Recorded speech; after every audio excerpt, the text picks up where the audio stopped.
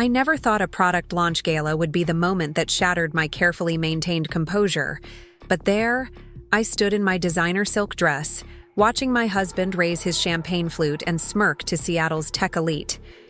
And this is my wife, Olivia. She handles our charity foundation, keeps herself busy while I run the company. Former beauty queen with brains, too.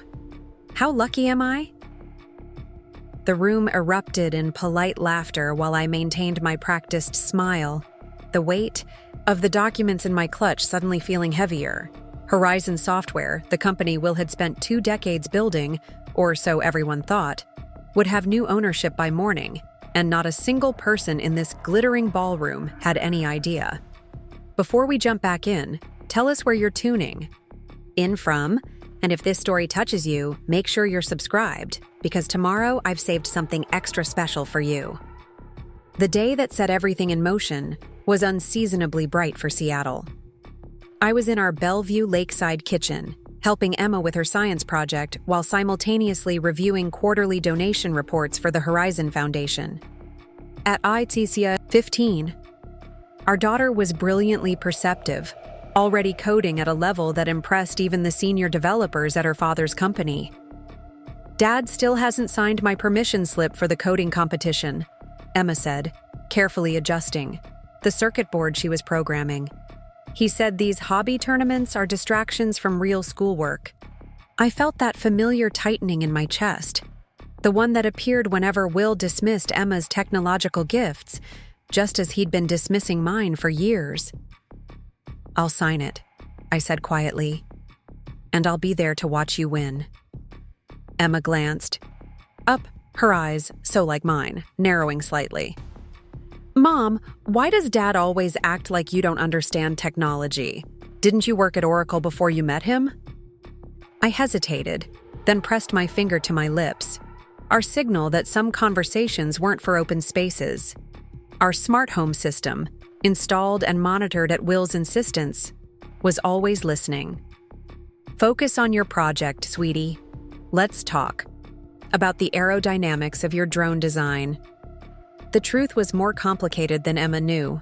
12 years ago, I wasn't just an Oracle employee.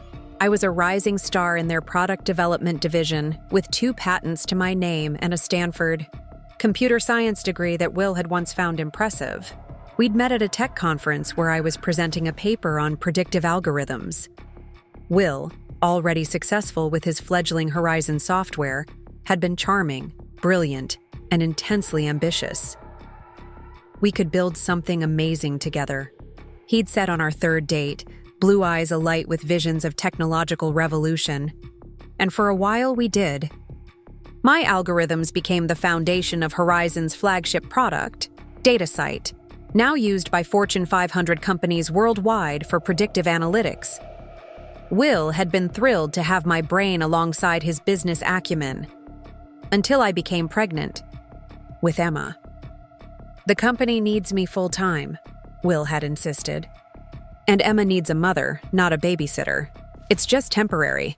Once she's in school, you can consult on projects. Temporary stretched into permanent. My consulting suggestions were implemented but never credited. Eventually, Will stopped, sharing company developments altogether, relegating me to running the corporate charitable foundation and looking elegant at galas. The brilliant partner had become the trophy wife, my technical contributions erased from Horizon's official history. Mom? Emma's voice pulled me back. Is this connection right? I examined her circuit design, impressed by her intuitive understanding of the system. Almost. Try reversing these 2 connections. You'll get better power efficiency. Emma made the adjustment, her eyes widening as the drone's lights glowed brighter. How do you always know these things? Before I could answer, the front door opened, and Will strode in, already dictating notes into his phone about the upcoming product launch. He paused briefly to kiss Emma's head. Working on your science fair project? Looking good, princess. He barely glanced at the drone. Don't forget about tonight's gala, Olivia. Wear the blue Valentino. The investors' wives will ask about it. Gives you something to talk about. And remember, The Collins account is almost closed, so be extra. Charming with Stephanie Collins. He straightened his tie, checking his reflection in the kitchen's glossy surfaces. She's bringing the final contract revisions tonight. After he disappeared into his home office, Emma looked at me with a frown. Why does he talk to you like you're his employee? I squeezed her shoulder. Sometimes people only see what they want to see. I carefully helped her pack up the drone. Let's put this away for now. I need to get ready for tonight. In my walk-in closet, I pulled out the specified blue dress while my phone buzzed with a message from Daniel Chen, my former Stanford classmate, and now a prominent venture capitalist. Everything's set. Paperwork complete. Board members confirmed. For tomorrow's 9 a.m. announcement. My hands trembled slightly as I typed back, "No turning back now. Will deserves this." Another message flashed across my screen. This one from Will to Stephanie Collins, automatically forwarded to my private email through a backdoor I'd installed in our home system months ago. Can't wait to finalize everything tonight. Once the Collins Horizon merger is announced, we'll restructure immediately. Olivia won't know what hit her. I took a steadying breath, opening a hidden safe behind my jewelry display. Inside lay the true story of Horizon Software, documentation of my algorithmic contributions, the original patents filed under my name before Will had them administratively updated while I was in the hospital after Emma's difficult birth, and the evidence of systematic financial manipulation I'd discovered 6 months ago while reviewing the Foundation's relationship to corporate accounts. My phone buzzed again with a message from Jess Martinez, my assistant at the Foundation and the only person besides Daniel who knew what I was planning. Final transfer documents delivered to your private server. Board members have received the preliminary evidence package. They're shocked, but convinced. I closed the safe, determination replacing anxiety. The woman everyone dismissed as just a trophy wife had spent the past 6 months meticulously documenting how Will had built Horizon using my technology, then structured ownership to exclude me as he prepared to merge with Collins Technologies, a move that would dilute my shares to nothing while he walked away with millions and a new position alongside Stephanie Collins. What Will never realized, I hadn't stopped being a programmer just because I'd stopped getting credit.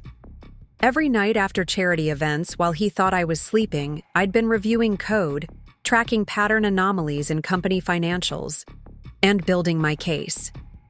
The predictive algorithm that had made Horizon famous had a critical update coming, one that only I could implement because I'd built the original foundation with a hidden authentication that required my specific coding.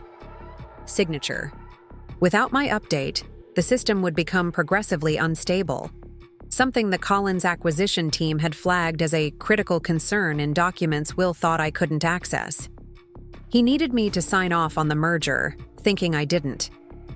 Understand the technical implications. That was his first mistake. His second was underestimating how much evidence I could gather once I started looking.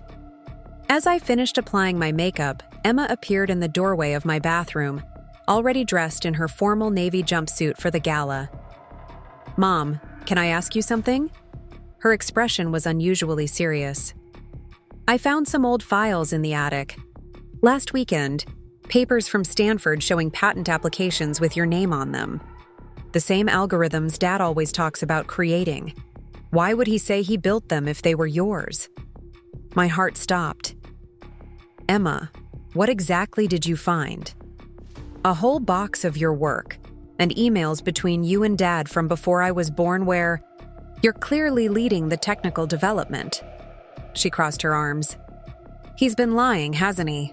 About you, about your role in the company." I carefully closed my makeup compact, turning to face my daughter. Sometimes people rewrite history to fit the narrative they prefer. "But that's wrong," Emma insisted, her young face indignant. "It's your work. You should get credit." I took her hands in mine. "And what would you say if I told you that soon, the truth will come out? That everything is about to change?" Emma's eyes widened. "What are you going to do?" "What I should have done years ago. Stand in my truth. I squeezed her hands. But I need you to promise me something. Tonight at the gala, no matter what happens or what you hear, stay with Jess. She'll make sure you're okay. Mom, you're scaring me. Don't be scared, sweetheart. Just know that sometimes we have to fight for what's rightfully ours, even when it's difficult. I brushed her hair back from her face. And never let anyone convince you to make yourself smaller for their comfort. The Horizon Software Annual Gala was held at the Olympic Sculpture Park overlooking Puget Sound, the Seattle skyline creating a glittering backdrop for the tech industry's finest. Will worked the room masterfully, his hand occasionally pressing against my lower back to guide me toward important contacts before drifting away to huddle with Stephanie Collins, their heads close together as they reviewed something on her tablet. Preparing and narrating this story took us a lot of time, so if you are enjoying it, subscribe to our channel. It means a lot to us. Now back to the story. Thomas Reynolds, Horizon's CFO, approached me by the champagne fountain, his expression unusually tense. Olivia, lovely as always. That foundation report you sent over was illuminating. I smiled, noting how his eyes darted nervously toward Will. I believe in thoroughness, Thomas. Every connection should be traceable, don't you think? He swallowed hard. Thomas had been the one to execute Will's financial maneuvers, though my evidence showed he'd expressed concerns about their legality. Indeed, transparency is essential. Speaking of which, I understand congratulations are in order for the Collins merger. Are they? I sipped my champagne. I don't recall signing off on any merger documents. Thomas paled visibly. I was under the impression, that is, Will indicated, that I wouldn't understand the technical implications, or that I wouldn't notice the ownership restructuring buried in Section 7. 4? I lowered my voice. Check your email before tonight's announcement, Thomas. You might find some information that changes your perspective. As he hurried away, Victoria Grant, our most influential board member, caught my eye from across the room and gave me an almost imperceptible nod. The board had received my evidence package, the documented history of my contributions, the unauthorized patent transfers, the questionable financial transactions, and the merger details that would effectively erase my connection to the technology I'd created. My phone vibrated with a message from Daniel. Legal team in position. Injunction ready. Say the word. Across the room, Will tapped his glass for attention, his $1,000,000 smile in place as the crowd quieted.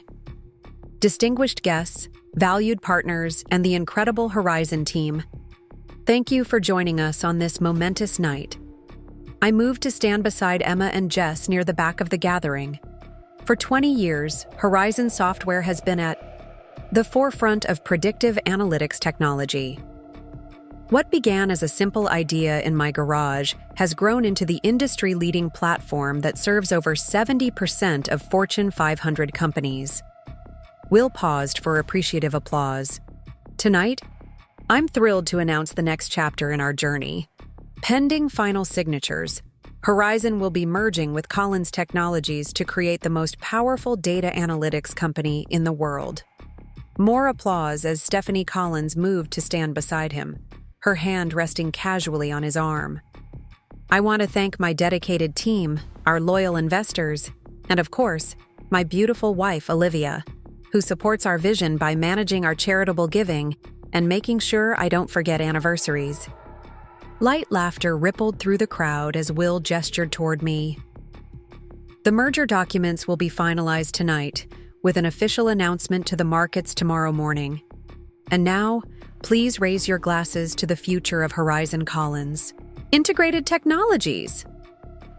As champagne glasses lifted, I stepped forward, my voice carrying clearly across the suddenly quiet space. I'm afraid there's been a misunderstanding. Will's smile faltered. Olivia, darling, we can discuss foundation arrangements later. This is a business matter. Yes, it is, I agreed, walking slowly toward the center of the room. A business matter involving intellectual property rights, unauthorized patent transfers, and a merger that cannot legally proceed without the signature of the original algorithm creator. I stopped directly in front of him. That would be me. The room went absolutely silent. "Olivia has had a bit too much champagne," Will said with a tight laugh. "Honey, this is hardly the time or place." Actually, it's exactly the time and place. I turned to face the crowd. 12 years ago, I developed the core predictive algorithm that became DataSite while working as Olivia Chen, senior developer at Oracle. My original patents, documentation, and code authentication signatures prove it. When I married Will and joined Horizon, that intellectual property came with me, under specific licensing terms that have been systematically violated. Stephanie Collins stepped forward, her professional demeanor cracking slightly. "Will, what is she talking about?" I continued before he could answer. "The current version of DataSite requires a critical stability update that only I can authenticate, due to the original security architecture I built into the system. Without it, the platform becomes increasingly unstable, as your technical team has already flagged, Ms. Collins." Will's face had gone from confused to furious. "That's absurd. Olivia runs our foundation. She has no access to your security systems?" I finished for him. "You should really change your passwords more often, especially when your wife used to specialize in network security. But that's beside the point. As of 9 o'clock this morning, I filed an injunction against the Collins merger based on intellectual property theft and corporate fraud." Victoria Grant stepped forward. "The board has reviewed Ms. Parker's evidence and found it compelling, enough to justify emergency action. We've temporarily suspended merger negotiations pending full investigation." Will's face drained of color. "You can't do this. The board doesn't have the authority to—" "They do when presented with evidence of securities fraud," Daniel Chen said, joining me. "Ms. Parker's documentation shows systematic misrepresentation of company ownership, development credits, and financial structures." "Who the hell are you?" Will demanded. "Daniel Chen, Sequoia Ventures. I'm also the executor of a blind trust that has been acquiring Horizon shares on the open market for the past 6 months. Combined with Olivia's original founder shares, the ones you tried to dilute through the shell companies detailed in my report to the SEC, our group now controls 53% of Horizon software." The room erupted in shocked murmurs. Through the crowd, I saw Emma watching wide-eyed as Jess kept a protective arm around her shoulders. "This is insane," Will sputtered. "Olivia doesn't understand the first thing about neural networks, predictive algorithms, corporate governance." I pulled out my phone, tapping quickly before the room's main screen flickered to life, displaying code I'd written just hours earlier. "This is the authentication update DataSite needs for stability. Notice the original creator signature, embedded in line 347. My signature from 12 years ago when I built the foundation you've been taking credit for." Thomas Reynolds stepped forward hesitantly. "The financial records she's uncovered. They're accurate, Will. I tried to warn you about the restructuring approach." Will's face contorted with rage. "You've been planning this for months. While I built this company, you were plotting to reclaim what was rightfully mine?" I finished. "Yes, just as you've been planning to erase my ownership through the Collins merger." I turned to address the stunned crowd directly. "Tomorrow morning, the board will announce new leadership for Horizon Software. Our products will continue uninterrupted with the stability update already being implemented. All current employees will retain their positions. This is about correcting ownership, not disrupting operations." As security personnel quietly moved to flank Will, a precaution Daniel had arranged once we discovered evidence of financial impropriety, I walked back to where Emma stood. "You did it," she whispered, eyes shining. "You really did it." "I did it for both of us," I told her. "So you'd know never to let anyone diminish your light." The aftermath unfolded over days and weeks. The business press had a field day with The story of the trophy wife who reclaimed her tech empire. Will faced securities investigations while desperately trying to salvage his reputation. Stephanie Collins withdrew all merger discussions once the full evidence of my technical ownership became public. 1 month after the gala, I sat in what had been Will's corner office, now mine as Horizon's CEO and Chief Technology Officer. The view of Puget Sound stretched before me as Emma worked at a small desk I'd had installed by the window. Her coding projects now encouraged rather than dismissed. Daniel entered with coffee and the morning's industry news. The authentication update is being hailed as revolutionary.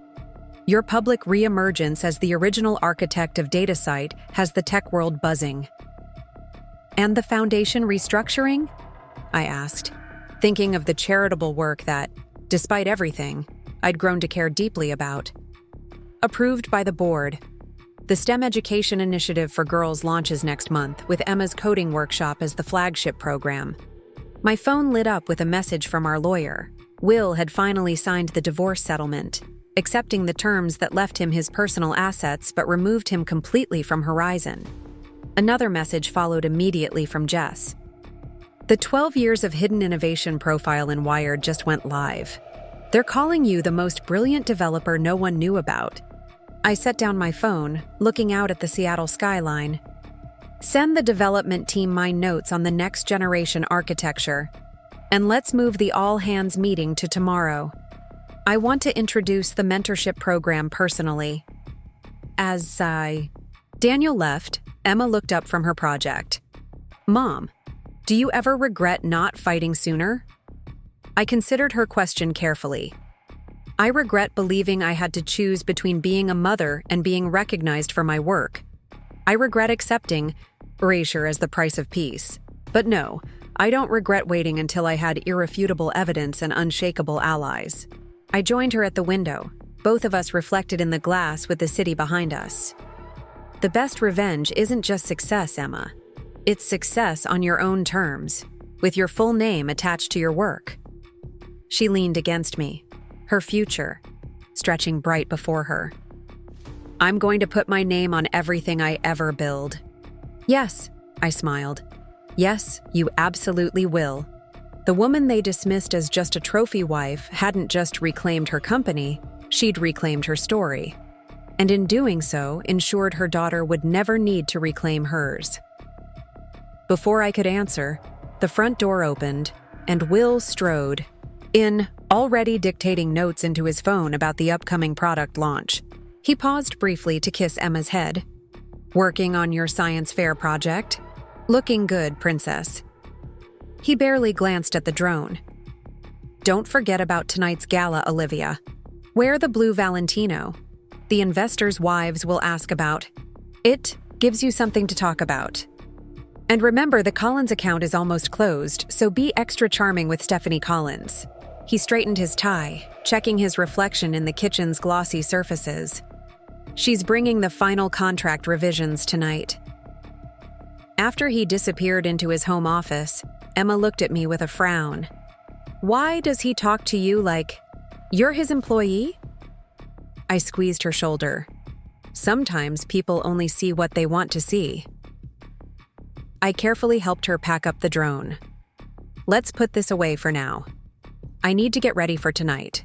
In my walk-in closet, I pulled out the specified blue dress while my phone buzzed with a message from Daniel Chen, my former Stanford classmate and now a prominent venture capitalist. Everything's set, paperwork complete, board members confirmed. For tomorrow's 9 a.m. announcement. My hands trembled slightly as I typed back, "No turning back now. Will deserves this." Another message flashed across my screen, this one from Will to Stephanie Collins, automatically forwarded to my private email through a backdoor I'd installed in our home system months ago. Can't wait to finalize everything tonight. Once the Collins Horizon merger is announced, we'll restructure immediately. Olivia won't know what hit her. I took a steadying breath, opening a hidden safe behind my jewelry display. Inside lay the true story of Horizon Software. Documentation of my algorithmic contributions, The original patents filed under my name before Will had them administratively updated while I was in the hospital after Emma's difficult birth, and the evidence of systematic financial manipulation I'd discovered 6 months ago while reviewing the Foundation's relationship to corporate accounts. My phone buzzed again with a message from Jess Martinez, my assistant at the Foundation, and the only person besides Daniel who knew what I was planning. Final transfer documents delivered to your private server. Board members have received the preliminary evidence package. They're shocked, but convinced. I closed the safe, determination replacing anxiety. The woman everyone dismissed as just a trophy wife had spent the past 6 months meticulously documenting how Will had built Horizon using my technology, then structured ownership to exclude me as he prepared to merge with Collins Technologies, a move that would dilute my shares to nothing while he walked away with millions and a new position alongside Stephanie Collins. What Will never realized? I hadn't stopped being a programmer just because I'd stopped getting credit. Every night after charity events, while he thought I was sleeping, I'd been reviewing code, tracking pattern anomalies in company financials, and building my case. The predictive algorithm that had made Horizon famous had a critical update coming, one that only I could implement because I'd built the original foundation with a hidden authentication that required my specific coding signature. Without my update, the system would become progressively unstable, something the Collins acquisition team had flagged as a critical concern in documents Will thought I couldn't access. He needed me to sign off on the merger, thinking I didn't understand the technical implications. That was his first mistake. His second was underestimating how much evidence I could gather once I started looking.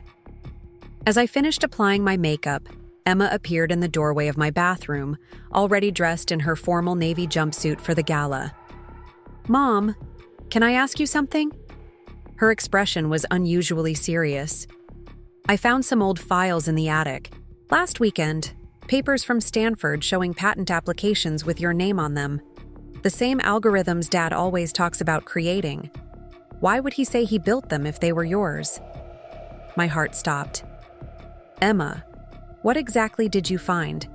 "A whole box of your work, and emails between you and Dad from before I was born where you're clearly leading the technical development." She crossed her arms. "He's been lying, hasn't he? About you, about your role in the company."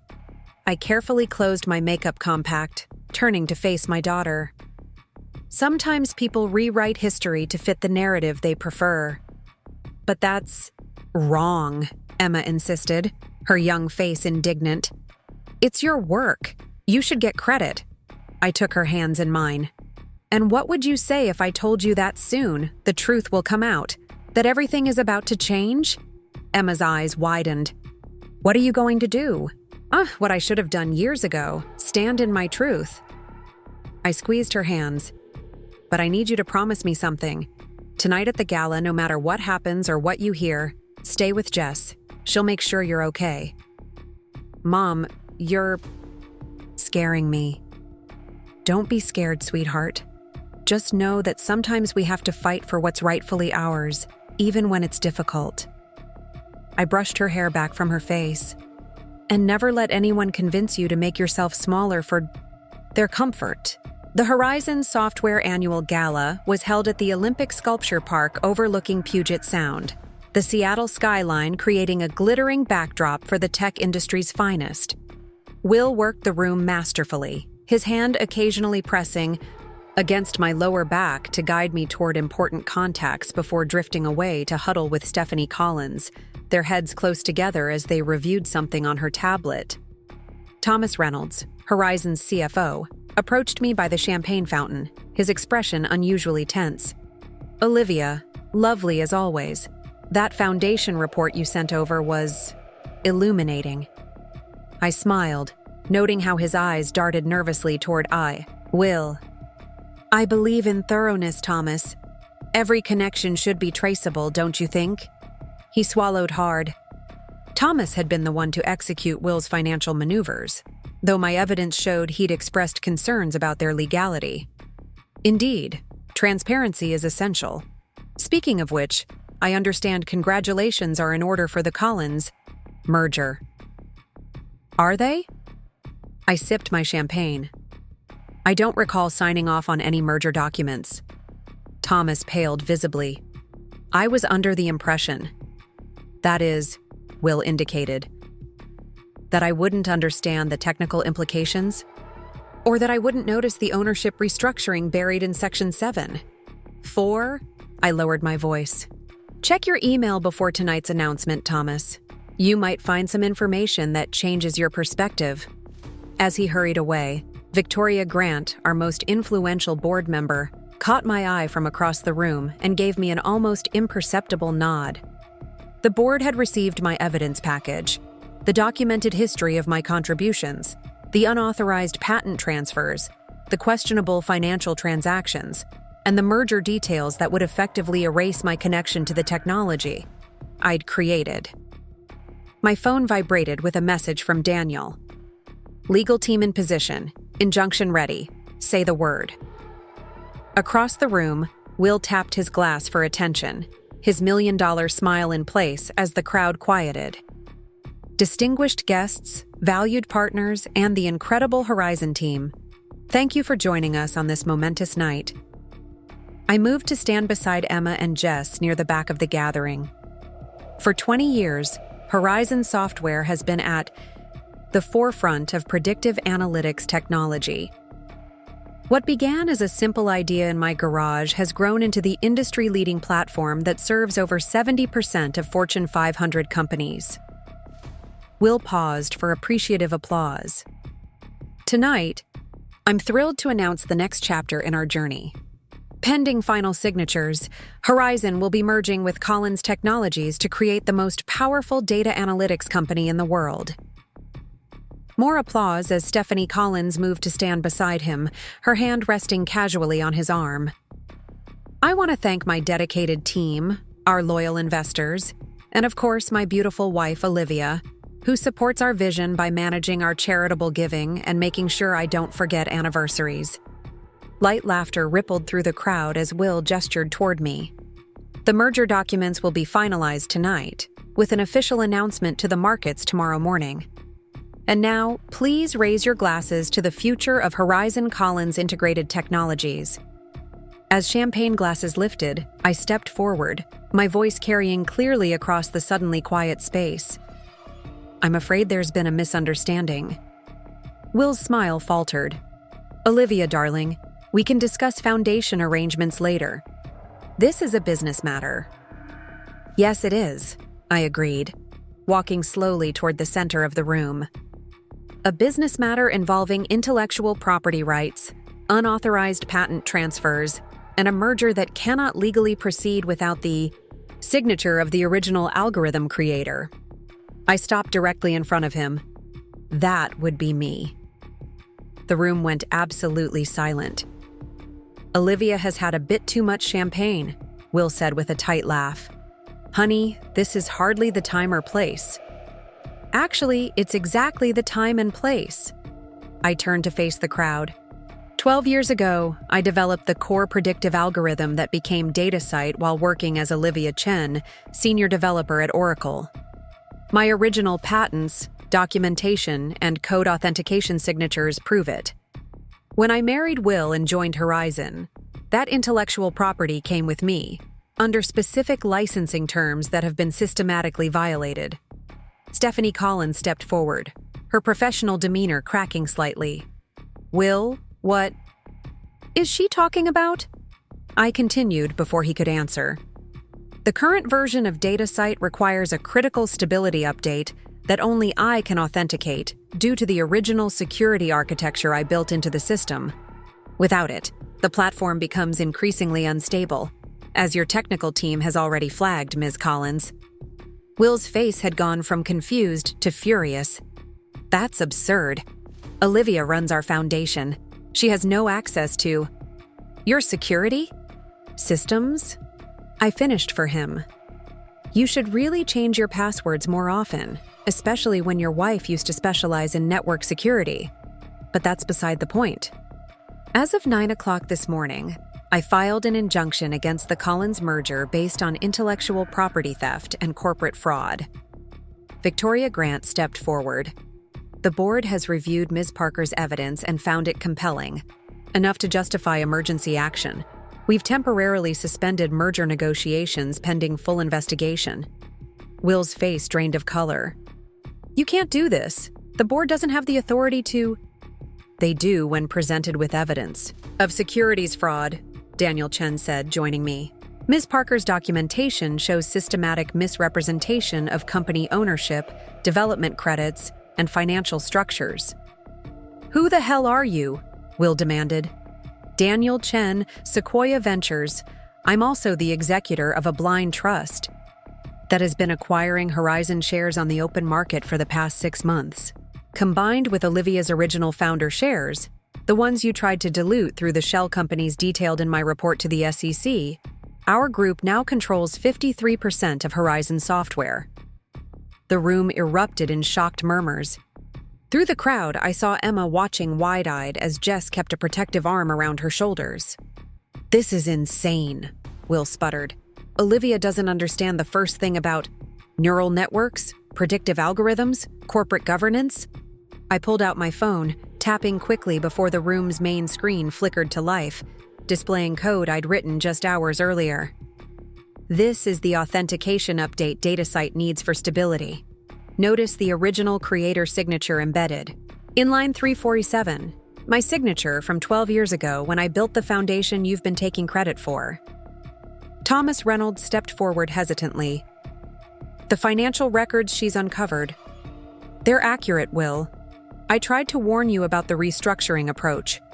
Will's face contorted with rage.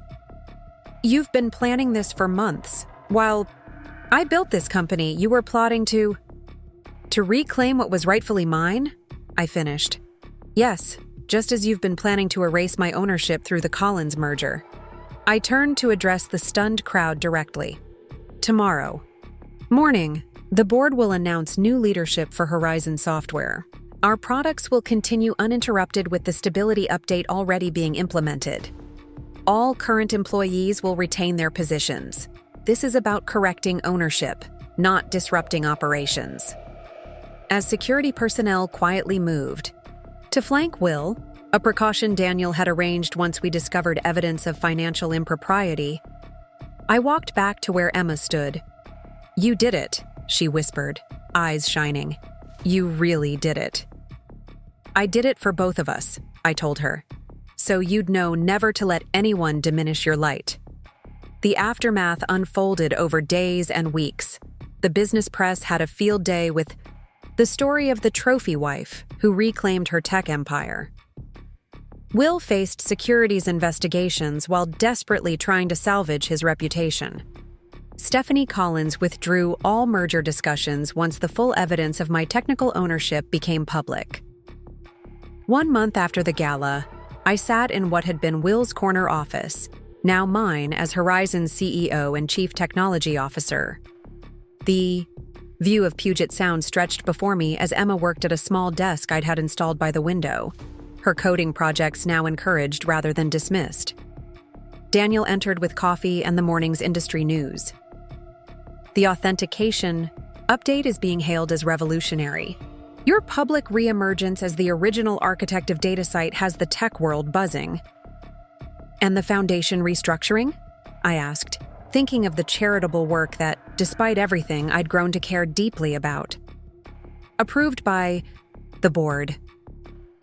The STEM Education Initiative for Girls launches next month, with Emma's coding workshop as the flagship program. My phone lit up with a message from our lawyer. Will had finally signed the divorce settlement, accepting the terms that left him his personal assets, but removed him completely from Horizon.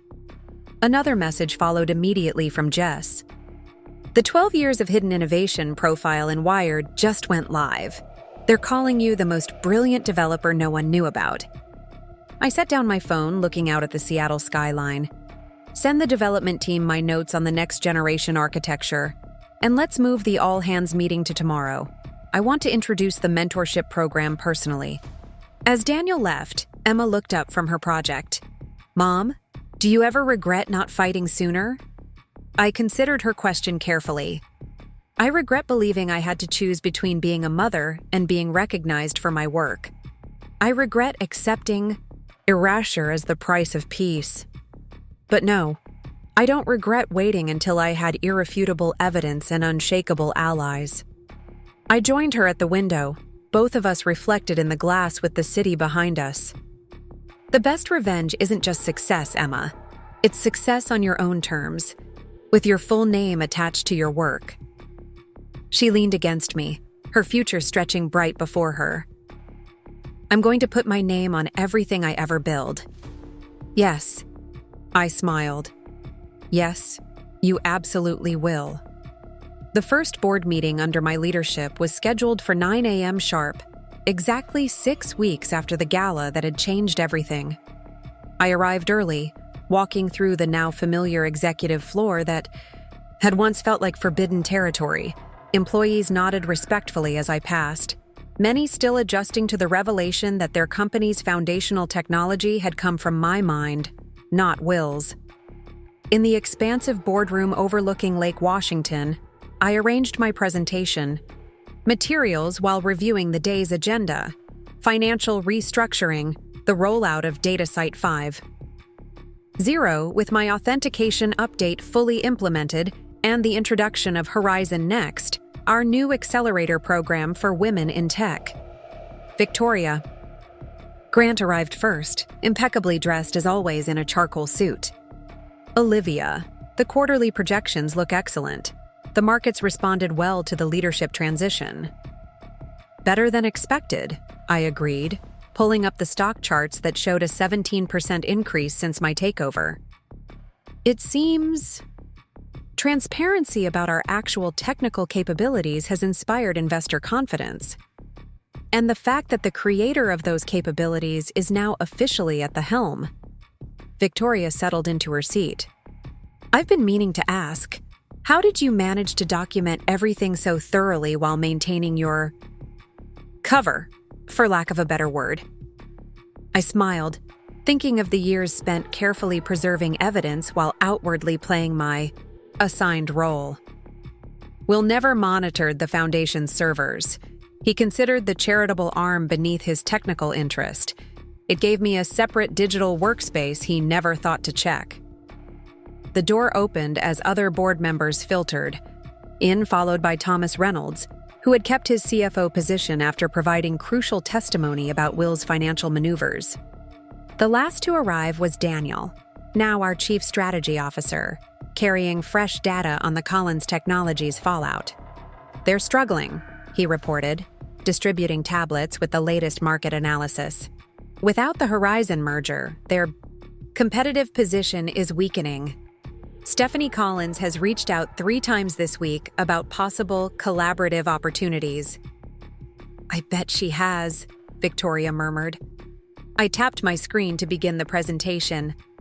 Good morning, everyone. Before we dive into quarterly results, I want to share our vision for Horizon's future, not just as a company, but as a catalyst for change in the tech industry. The presentation covered our technical roadmap, financial projections, and the new corporate governance structure I'd instituted. Gone were the days of centralized control under a single figurehead. Instead, a transparent leadership team with distributed expertise would guide our growth. As I outlined the Horizon Next initiative, designed to identify and support underrepresented talent in technology, I could see genuine enthusiasm among the board members. The program launches next quarter with an initial cohort of 20 engineers, I explained. Each will receive mentorship, funding for experimental projects, and potential pathways to full-time positions. Emma's coding workshop for high school girls will feed into this pipeline, creating a continuous talent development stream. The PR value alone is substantial, Thomas noted, but the talent acquisition implications could be transformative. It's not about PR, I corrected gently. It's about recognizing that innovation thrives when we don't force people to hide their capabilities to make others comfortable. When we allow everyone to contribute their full potential, we all benefit. Victoria nodded. Speaking of recognition, the Patent Office has confirmed the updated attributions. All foundational technologies are now properly credited to you as primary inventor. After the meeting concluded, I walked with Daniel toward the development floor for a team check-in. "How are you adjusting to being the public face of Horizon?" he asked. "It's surreal," I admitted. After years of being introduced as Will's wife, suddenly I'm fielding calls from Forbes and MIT Tech Review. "Your Wired cover hit newsstands this morning. The Architect in the Shadows: How Olivia Parker Built a Tech Empire Without Getting Credit." Daniel pulled out his phone to show me the striking cover image. Me standing against the Seattle skyline, lines of code projected across the background. "They're calling your story a watershed moment for women in tech leadership." "It's not just my story," I said as we entered the developer workspace. "It's about every contribution that gets erased, every capability that gets dismissed." The development team was deep in preparation for the DataSite 5.0 launch. As I entered, Meera Patel, our newly promoted head of engineering, approached with the latest test results. "The authentication update has improved system stability by 78%, she reported, handing me the diagnostic readouts. "And the predictive accuracy on complex datasets has increased by nearly 30%. "That's significantly better than projected," I said, scanning the numbers. "That's what happens when the actual creator of the algorithm gets to refine it directly, instead of through whispered suggestions and midnight edits." Meera had been among the first to recognize my coding style in the system architecture after my revelation at the gala. "The team is wondering if you'd do a technical deep dive with us on the core algorithm design. Many of us suspected for years that the official development history didn't add up." "Schedule it for next week," I agreed. It's time we had complete transparency about how DataSite was actually built. My phone chimed with a message from Emma's school. She had won first place in the regional coding competition, the one Will had dismissed as a distraction. I texted back my congratulations, promising a celebration dinner. As I moved through the Horizon headquarters that day, I was struck by how different the company felt under my leadership. The rigid hierarchies Will had enforced were dissolving, replaced by collaborative teams where ideas flowed freely, regardless of title or tenure. The legendary genius founder myth had been replaced by recognition of our collective intelligence and diverse expertise. That evening, as Emma and I celebrated her victory with takeout from her favorite sushi restaurant, she asked the question I'd been waiting for. "Mom, are you going to change the company name from Horizon to something that reflects you?" I considered this as I picked up a piece of salmon nigiri. "What would you suggest?" Emma thought for a moment. "Parker Innovations? Or something about your algorithms, predictive solutions?" "I've actually been thinking about this," I admitted. "The problem isn't the Horizon name. I like what it represents, looking outward toward possibilities. The problem was the false narrative about who created those possibilities." "So you'll keep it?" "With modifications. Starting next quarter, we'll be Horizon Technologies, with a new tagline: See further, build truth." Emma nodded approvingly. "I like it. And what about the foundation? Dad always made it seem like your charity work was just fluff." "The foundation is being expanded, not sidelined," I explained. "It's going to house our educational initiatives, diversity programs, and tech access projects. Jess is taking over as executive director, so I can focus on product development and corporate strategy." "And what about Dad? Have you heard from him?" I set down my chopsticks, choosing my words carefully. "Your father has accepted a consulting position with a firm in New York. The legal proceedings are ongoing, but he's decided not to contest the divorce terms." What I didn't tell Emma was that Will had called just yesterday, his voice a strange mix of anger and grudging respect. "You outplayed me," he'd said. "I never thought you had it in you." "That was the point, Will. I'd responded. You never thought about what I had in me at all. 3 months into my leadership, Horizon Technologies hosted a major industry conference on predictive analytics and machine learning. As the keynote speaker, I stood before an audience of tech professionals, investors, and media, many of whom had previously known me only as a silent figure in an evening gown at corporate events. For too long, the narrative of innovation has been simplified into stories of lone geniuses, usually men, working in garages and dorm rooms, I began. The reality is far more collaborative, diverse, and complex. Behind many celebrated solo breakthroughs are teams of contributors whose names never make the headlines. I clicked to display the original DataCite algorithm, my code now properly attributed. This algorithm didn't emerge fully formed from a single marathon coding session. It evolved through years of testing, refinement, and collaboration. The difference is that now, everyone who contributed gets proper credit. From the front row, Emma watched with pride as I detailed our new transparency initiatives and collaborative development model. At 16, she had become my most enthusiastic supporter and harshest critic, keeping me honest when corporate pressures tempted me toward the same practices I'd fought against. After the keynote, a young developer approached me clutching a Bad's well-worn copy of my Wired cover story. Ms. Parker, your experience. It changed how I see my career. I've been letting my manager take credit for my code optimizations because I was afraid of seeming pushy. Not anymore, I hope, I said, smiling encouragingly. No, I've started documenting everything and insisting on proper attribution. My team lead was surprised, but he's actually respecting me more now. These conversations happened increasingly often as my story spread through the tech community. Women, and some men, would share their experiences of having ideas appropriated, contributions minimized, or expertise questioned. Each story reinforced my commitment to building a different kind of tech company. That commitment was tested when Stephanie Collins requested a private meeting 6 months after the failed merger attempt. Curious about her motives, I agreed to meet at a neutral location, a quiet cafe halfway between our corporate headquarters. Stephanie arrived precisely on time, her professional demeanor firmly in place despite Collins Technologies' continuing market struggles. Thank you for seeing me, Olivia.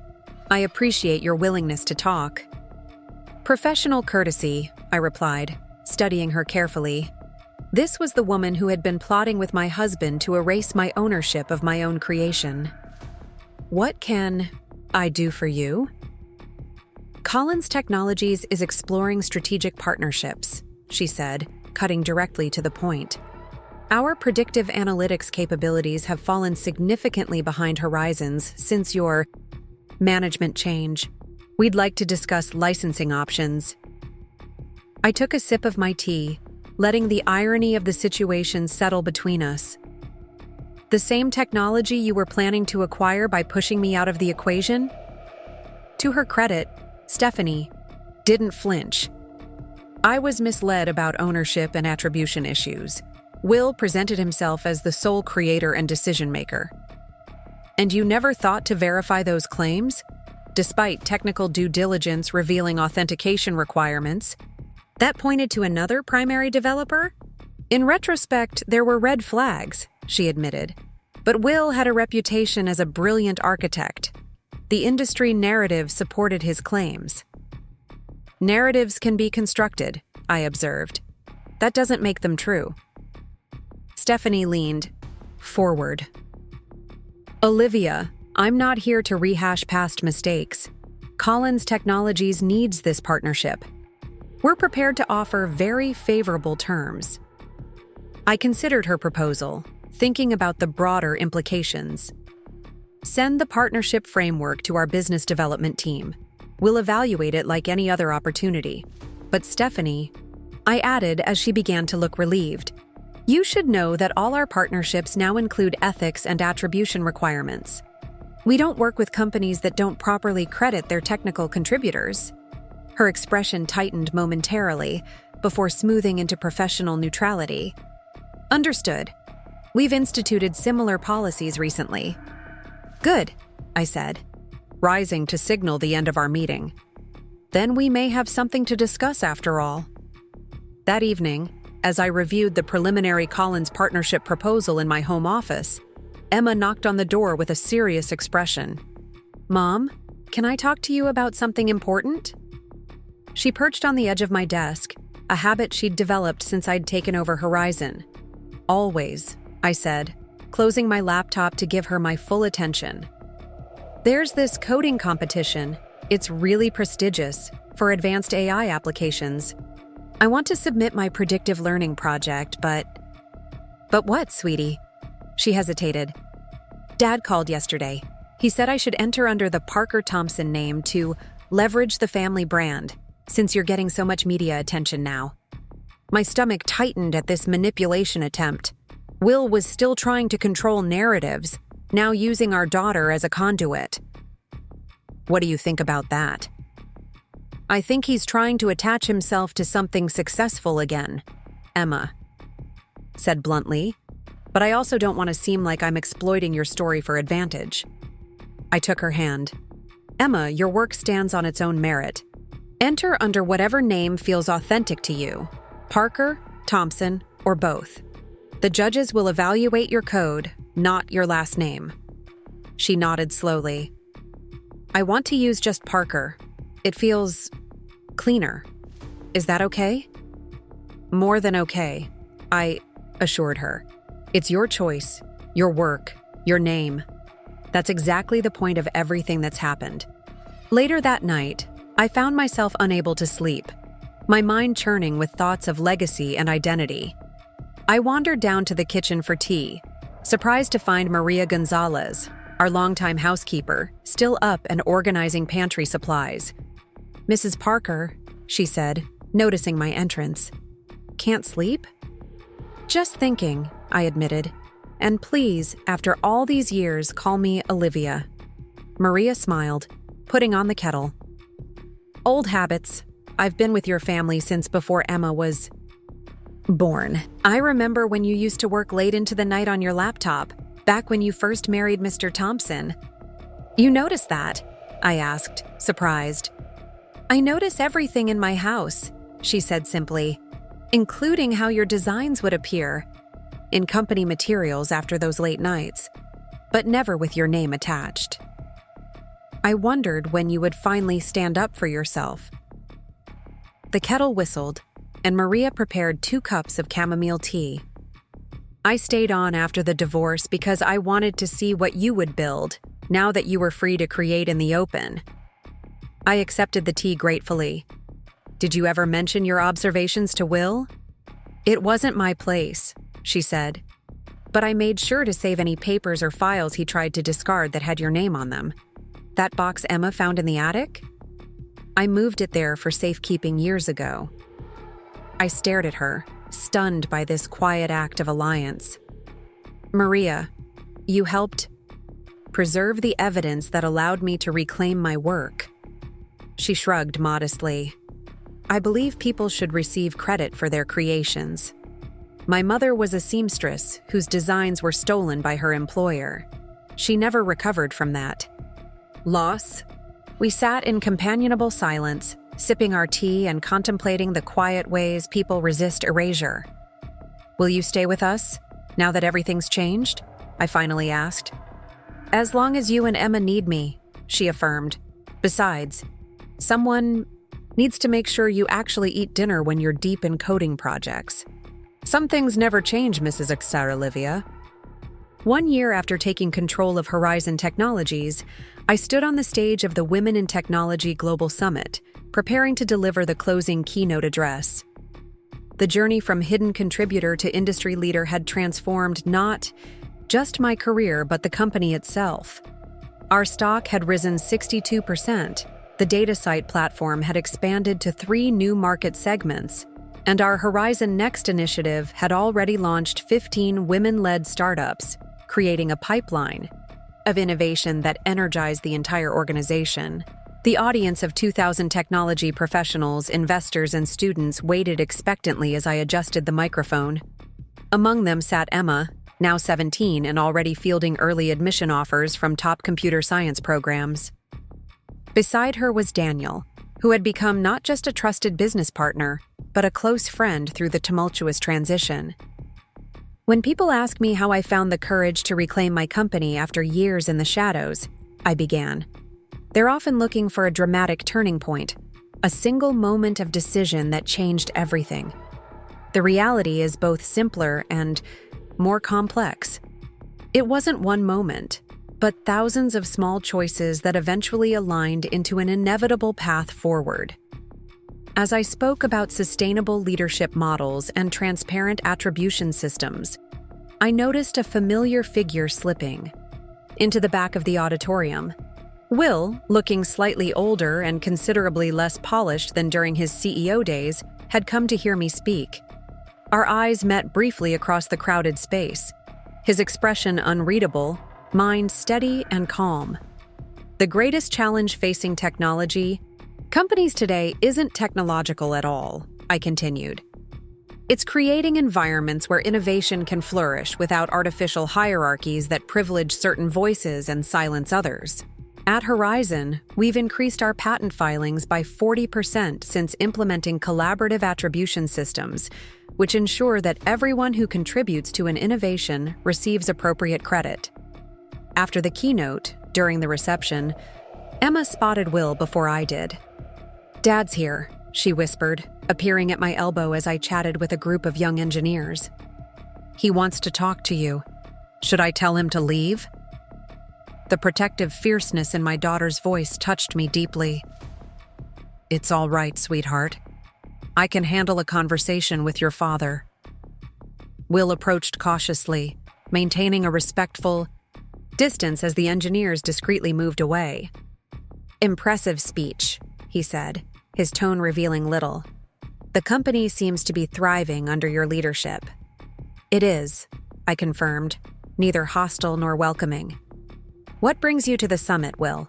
Last I heard, you were consulting in New York." "I was.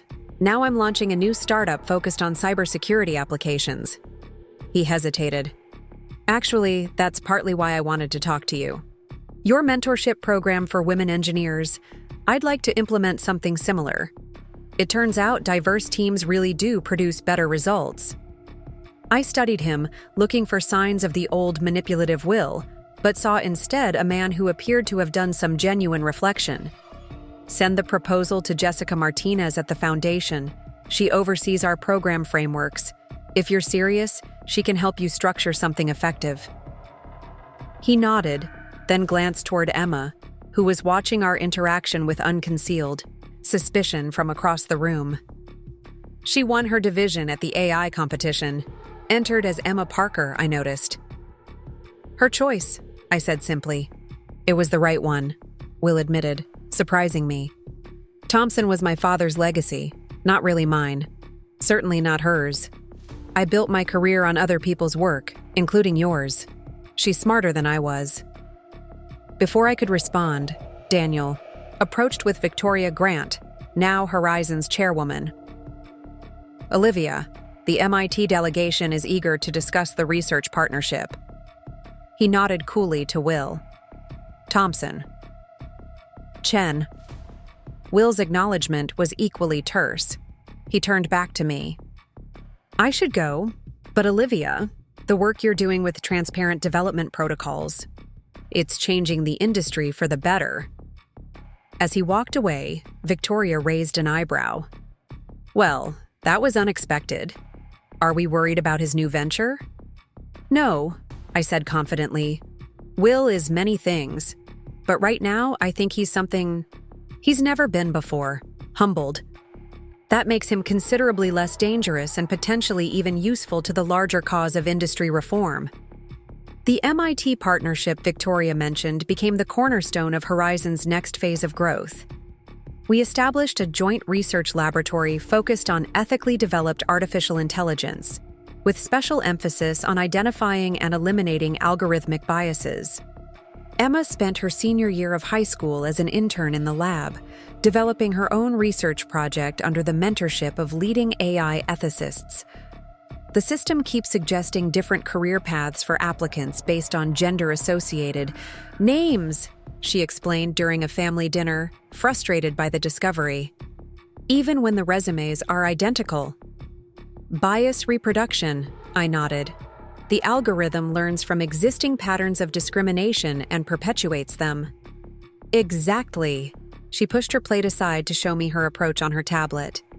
So I'm developing an equilibrium correction framework that identifies these pattern anomalies and neutralizes them without compromising predictive accuracy.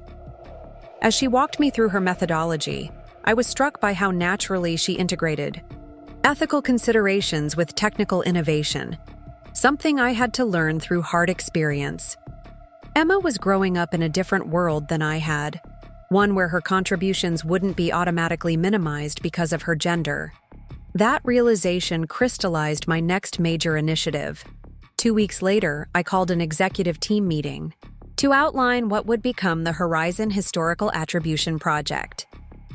The tech industry has a pervasive credit problem, I explained to our leadership group. Contributions from women and underrepresented groups have been systematically erased from our innovation narratives. I experienced this personally, but I'm far from alone. Thomas Reynolds, still our CFO, looked skeptical. While I support the principle, Olivia, what exactly are you proposing? A comprehensive industry-wide effort to identify and properly credit overlooked contributors to key technological innovations of the past 30 years. We'll start with our own products, documenting the full development history of DataCite and all other Horizon technologies. Then we'll partner with other companies, academic institutions, and individual developers to expand the initiative. The legal implications could be significant, our general counsel cautioned. Correcting attribution might affect patent ownership, trigger compensation claims. That's precisely the point, I acknowledged. People should receive proper credit and compensation for their intellectual contributions. Yes, it might be costly in the short term, but it's necessary for the long-term health of our industry. Daniel, always the strategic thinker, was already considering implementation approaches. We could structure this as an industry consortium with shared standards for verification and attribution. Companies that participate would receive certification as attribution-compliant organizations. And those that don't would face increased scrutiny, Victoria added. I like it. Bold, principled, and ultimately good business. The most innovative talent will gravitate toward companies that guarantee proper credit. The Historical Attribution Project launched 3 months later with an initial consortium of 12 technology companies, including, surprisingly, Will's new cybersecurity startup.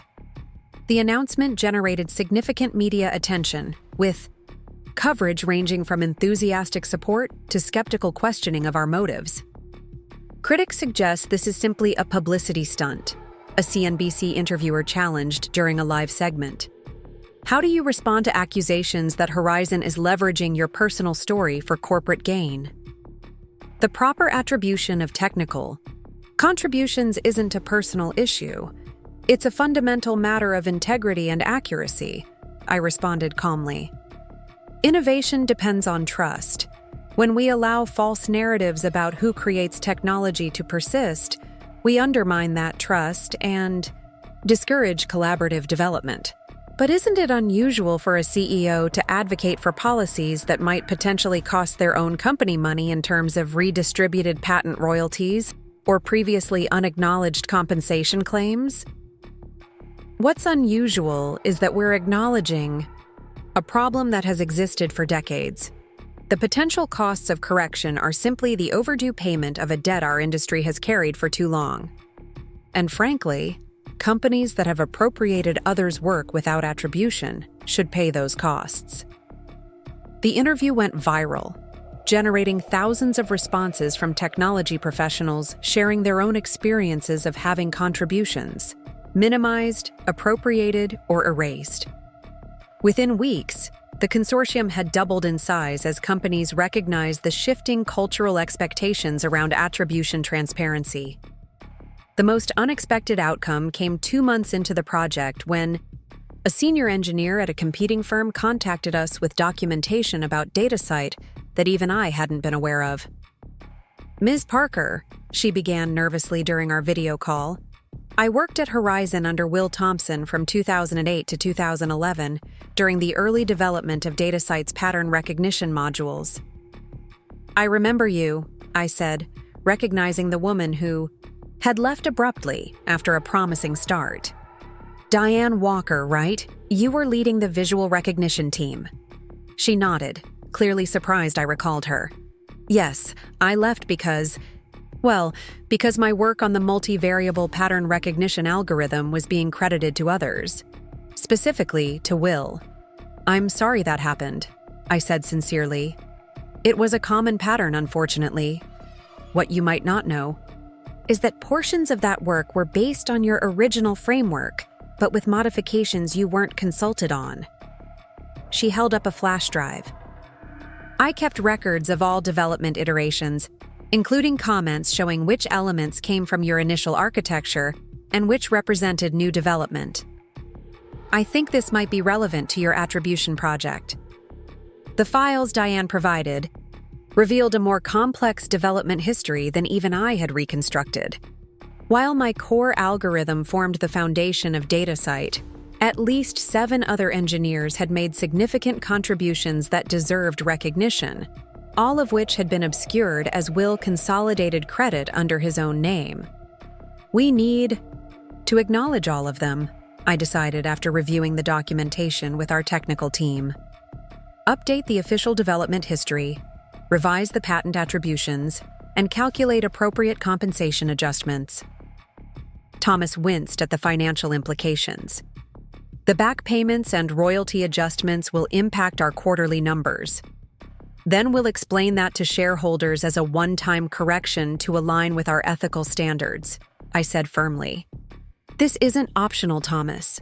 We can't advocate for attribution integrity across the industry while ignoring it in our own backyard." The expanded attribution for DataSite became a case study in our consortium's best practices guide, demonstrating that even companies with personal stake in the outcome were committed to complete transparency. Meanwhile, Emma prepared to leave. For college, having accepted early admission to Stanford's computer science program, my alma mater. "Full circle," I observed as we packed her dorm essentials, though under very different circumstances. "I'm not going to let anyone take credit for my work," she assured me, folding a Horizon Technologies t-shirt into her suitcase. "I've had a pretty good example of standing up for myself." "It's not always that simple," I cautioned. "The pressure to compromise can be subtle and rationalized as teamwork or paying your dues." "I know, Mom, but I also know what happened to you, and I'm going in with my eyes open." She sat beside me on her bed. "Besides, I've already connected with the university's Women in Computer Science group. We look out for each other." As Emma settled into her freshman year, I faced an unexpected personal challenge.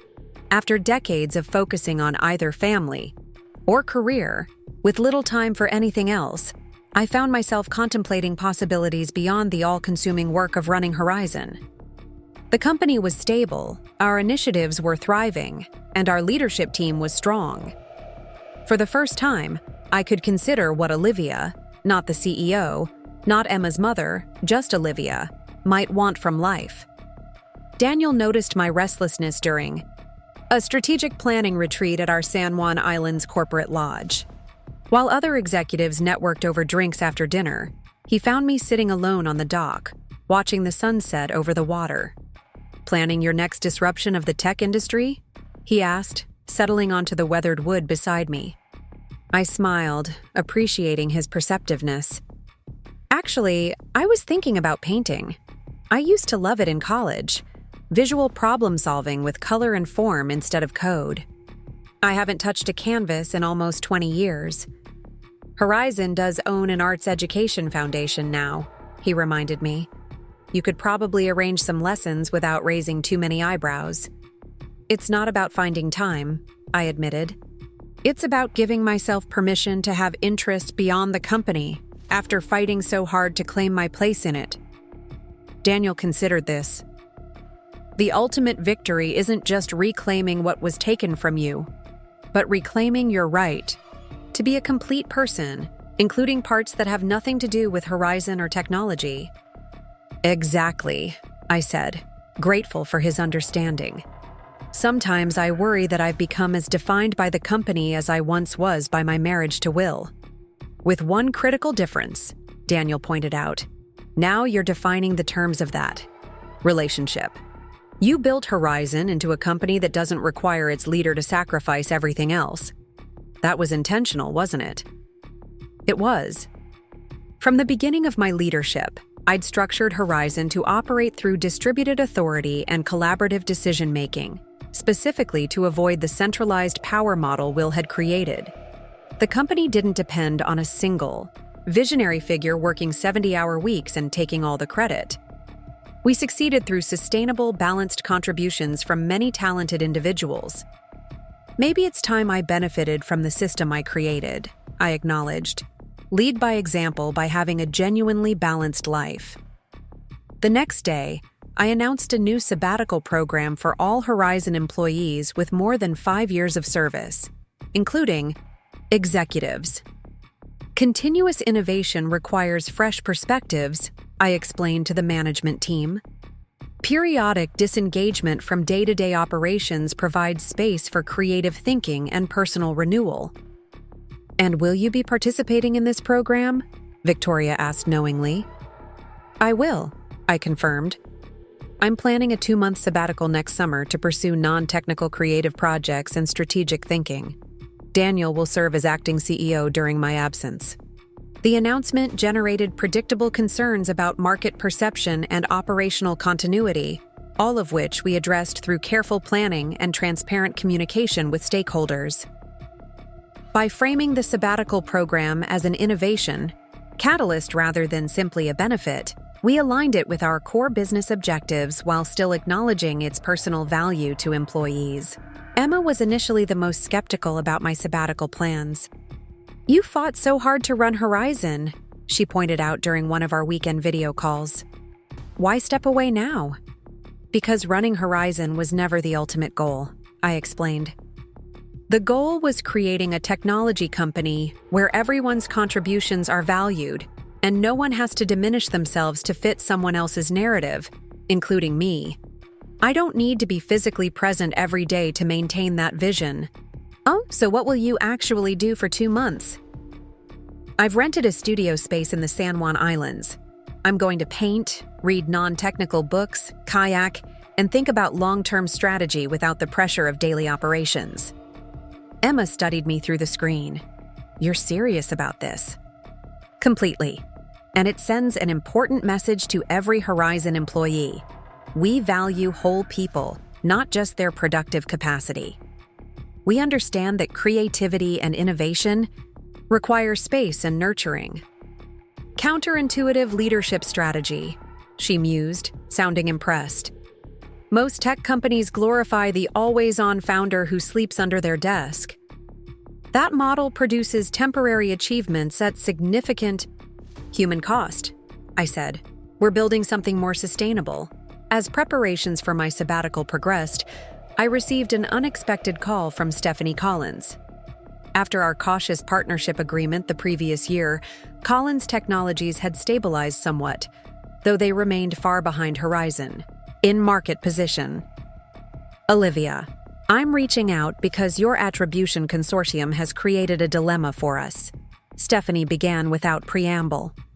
Our historical audit has uncovered significant contribution issues with our core products, including some that might affect our partnership agreement with you. I appreciate your transparency, I said carefully. What specifically are you concerned about? Our facial recognition algorithm was developed by a team of engineers, but credit and compensation were assigned primarily to our former CTO. 2 of the actual developers have submitted claims through your consortium's verification, process. And you're concerned about the financial implications of correcting the attribution? Yes, she admitted. The licensing fees alone could be substantial. Stephanie, I said, the consortium exists precisely to address these situations. The fact that you're facing this challenge means the system is working as intended.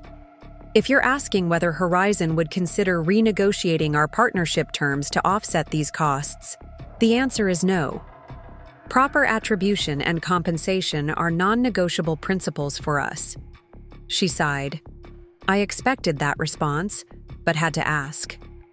We'll proceed with the attribution corrections and manage the financial impact. That's the right decision, I affirmed. And while the short-term costs are real, consider the long-term benefits. Increased trust from your developer community, enhanced reputation for ethical practice, and potentially greater innovation as people feel secure that their contributions will be recognized. After we disconnected, I reflected on how far the industry had come in just 1 year. Companies were voluntarily uncovering and correcting attribution issues that would have been buried under NDAs and legal threats in the past. The financial incentives were beginning to align with ethical practice, creating sustainable change beyond what regulation alone could achieve. That evening, as I packed up for the day, I discovered an elegant envelope on my desk that hadn't come through regular mail. Inside was a formal invitation to speak at Stanford's computer science department, along with a handwritten note from Emma. The department head was impressed by the attribution project and wants you to discuss ethical technology development. I might have mentioned you'd be available. Say yes? It would be amazing to have you on campus. I smiled at my daughter's enthusiasm and strategic maneuvering. Stanford held complex associations for me, both the place where I'd developed the technical skills that launched my career and the connection to a time before I'd allowed my contributions to be diminished. Returning as a recognized industry leader to discuss ethical development practices felt like completing a circle. I texted Emma my acceptance, adding, "Dinner after the lecture? Bring your study group. I want to meet these friends I keep hearing about." Her response came immediately. "Yes! They're going to flip out meeting the Olivia Parker. P.S. There's a freshman in my dorm who has your Wired cover framed on her wall. She says you're why she chose CS." I sat back in my chair, absorbing that impact. When I'd finally stood up at the gala and claimed my work publicly, I'd been thinking about justice for myself and a better future for Emma. I hadn't fully considered how my story might resonate beyond our immediate circumstances, how it might encourage other young women to claim their rightful place in technical fields. That realization solidified my commitment to the sabbatical and to finding balance in my own life. The most powerful example I could set wasn't just reclaiming credit for past work, but demonstrating a new model of leadership, one that valued wholeness, sustainability, and genuine collaboration. By stepping away temporarily and trusting the systems we'd built, I would show that Horizon's values weren't just corporate talking points but lived principles.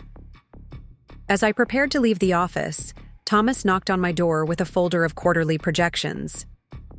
"Latest numbers for your review," he said, setting them on my desk. "We're tracking 15% above forecast for Q2. "Thanks," I said, glancing at the top sheet. "Anything concerning?" "Actually, the opposite. The attribution project is having unexpected positive effects on recruitment. Applications for technical positions are up 70% year over year, with particular increases among women and underrepresented groups. Turns out people want to work for a company where they'll receive proper credit for their innovations." I smiled, thinking of the complex journey that had brought us here. Tell that to Will Thompson circa 2012. He was convinced that centralizing credit was essential to building a strong company narrative. And yet, here we are, Thomas observed, stronger than ever with distributed attribution and collaborative development. He built a personality cult. You built an innovation ecosystem. "The difference," I said, gathering my things to leave, is that I never needed to be the only voice in the room. I just needed my voice to be heard and my contributions acknowledged. As I drove home along Lake Washington, watching the sunset paint the water in shades of gold and purple, I thought about the young woman with my wired cover on her wall, and about Emma presenting her own innovations at Stanford, her name proudly attached to her work. I thought about my upcoming sabbatical and the paintings I would create, not as CEO of Horizon Technologies, but simply as Olivia, exploring another facet of creativity. The company Will thought he had built through individual genius and selective attribution had transformed into something more resilient and innovative than he had ever envisioned. By reclaiming my work and restructuring Horizon around principles of transparency and collaborative credit, I hadn't just corrected a personal injustice. I'd helped pioneer a new model for technological development, one where brilliant contributions didn't have to remain in the shadows to support someone else's narrative. That, I realized, was the ultimate victory. Not just taking back what was mine, but creating something entirely new and better in the process. My sabbatical in the Sand Eye. Juan Islands began on a misty June morning. I'd chosen a secluded property with a converted boathouse that served as a perfect studio. Windows overlooking the water on 3 sides, the changing light creating different moods throughout the day. For the first week, I simply existed, without schedules or deliverables, allowing my mind to gradually untether from the constant problem-solving of corporate leadership.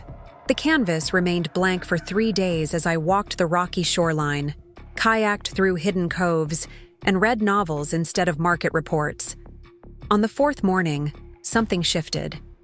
I woke before sunrise and walked directly to the studio, picking up brushes that suddenly felt urgent in my hands. By midday, the first painting had emerged, an abstract exploration of algorithmic patterns translated into color and form, mathematical precision giving way to emotional expression.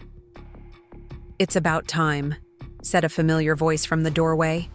I turned to find Daniel leaning against the frame, watching me work with an amused expression. "What are you doing here?" I asked, surprised but not displeased. "You're supposed to be running my company." "The company is running smoothly without either of us hovering over it," he said, setting down a basket of local produce and wine. "I'm officially on a strategic planning retreat with our major investor. Victoria sends her regards, by the way. She's arriving tomorrow." I raised an eyebrow. "You're both checking up on me." "We're taking our own mini sabbaticals," Daniel corrected, unpacking the basket onto the small kitchenette counter. "The executive team bet that you wouldn't last 2 weeks without requesting data reports. Thomas put $1,000 on you, secretly logging into the development server by day 10. I laughed, setting down my brushes. "They've lost their money. I haven't even turned on my corporate laptop." "I know. The system logs would have alerted me." At my indignant look, he added, "Kidding. Mostly."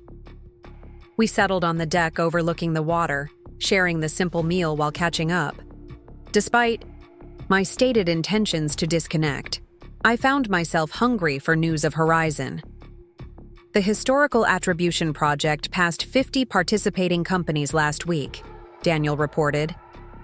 The consortium is handling verification requests at 3 times the projected volume. Turns out there are a lot of uncredited contributors in this industry. Any notable cases? Several, including one that might interest you personally. Remember Webscale Analytics? I nodded. Webscale had been one of our early competitors before pivoting to cloud infrastructure. They were acquired by tech giant last year. Their founder, Jason Mercer, apparently used core architecture designed by his former graduate advisor, a woman named Helen Liu, who never received credit or compensation. She submitted documentation through our consortium, and Tech Giant's audit team verified her claims. "They're acknowledging her contribution?" Daniel smiled. "They're doing more than that.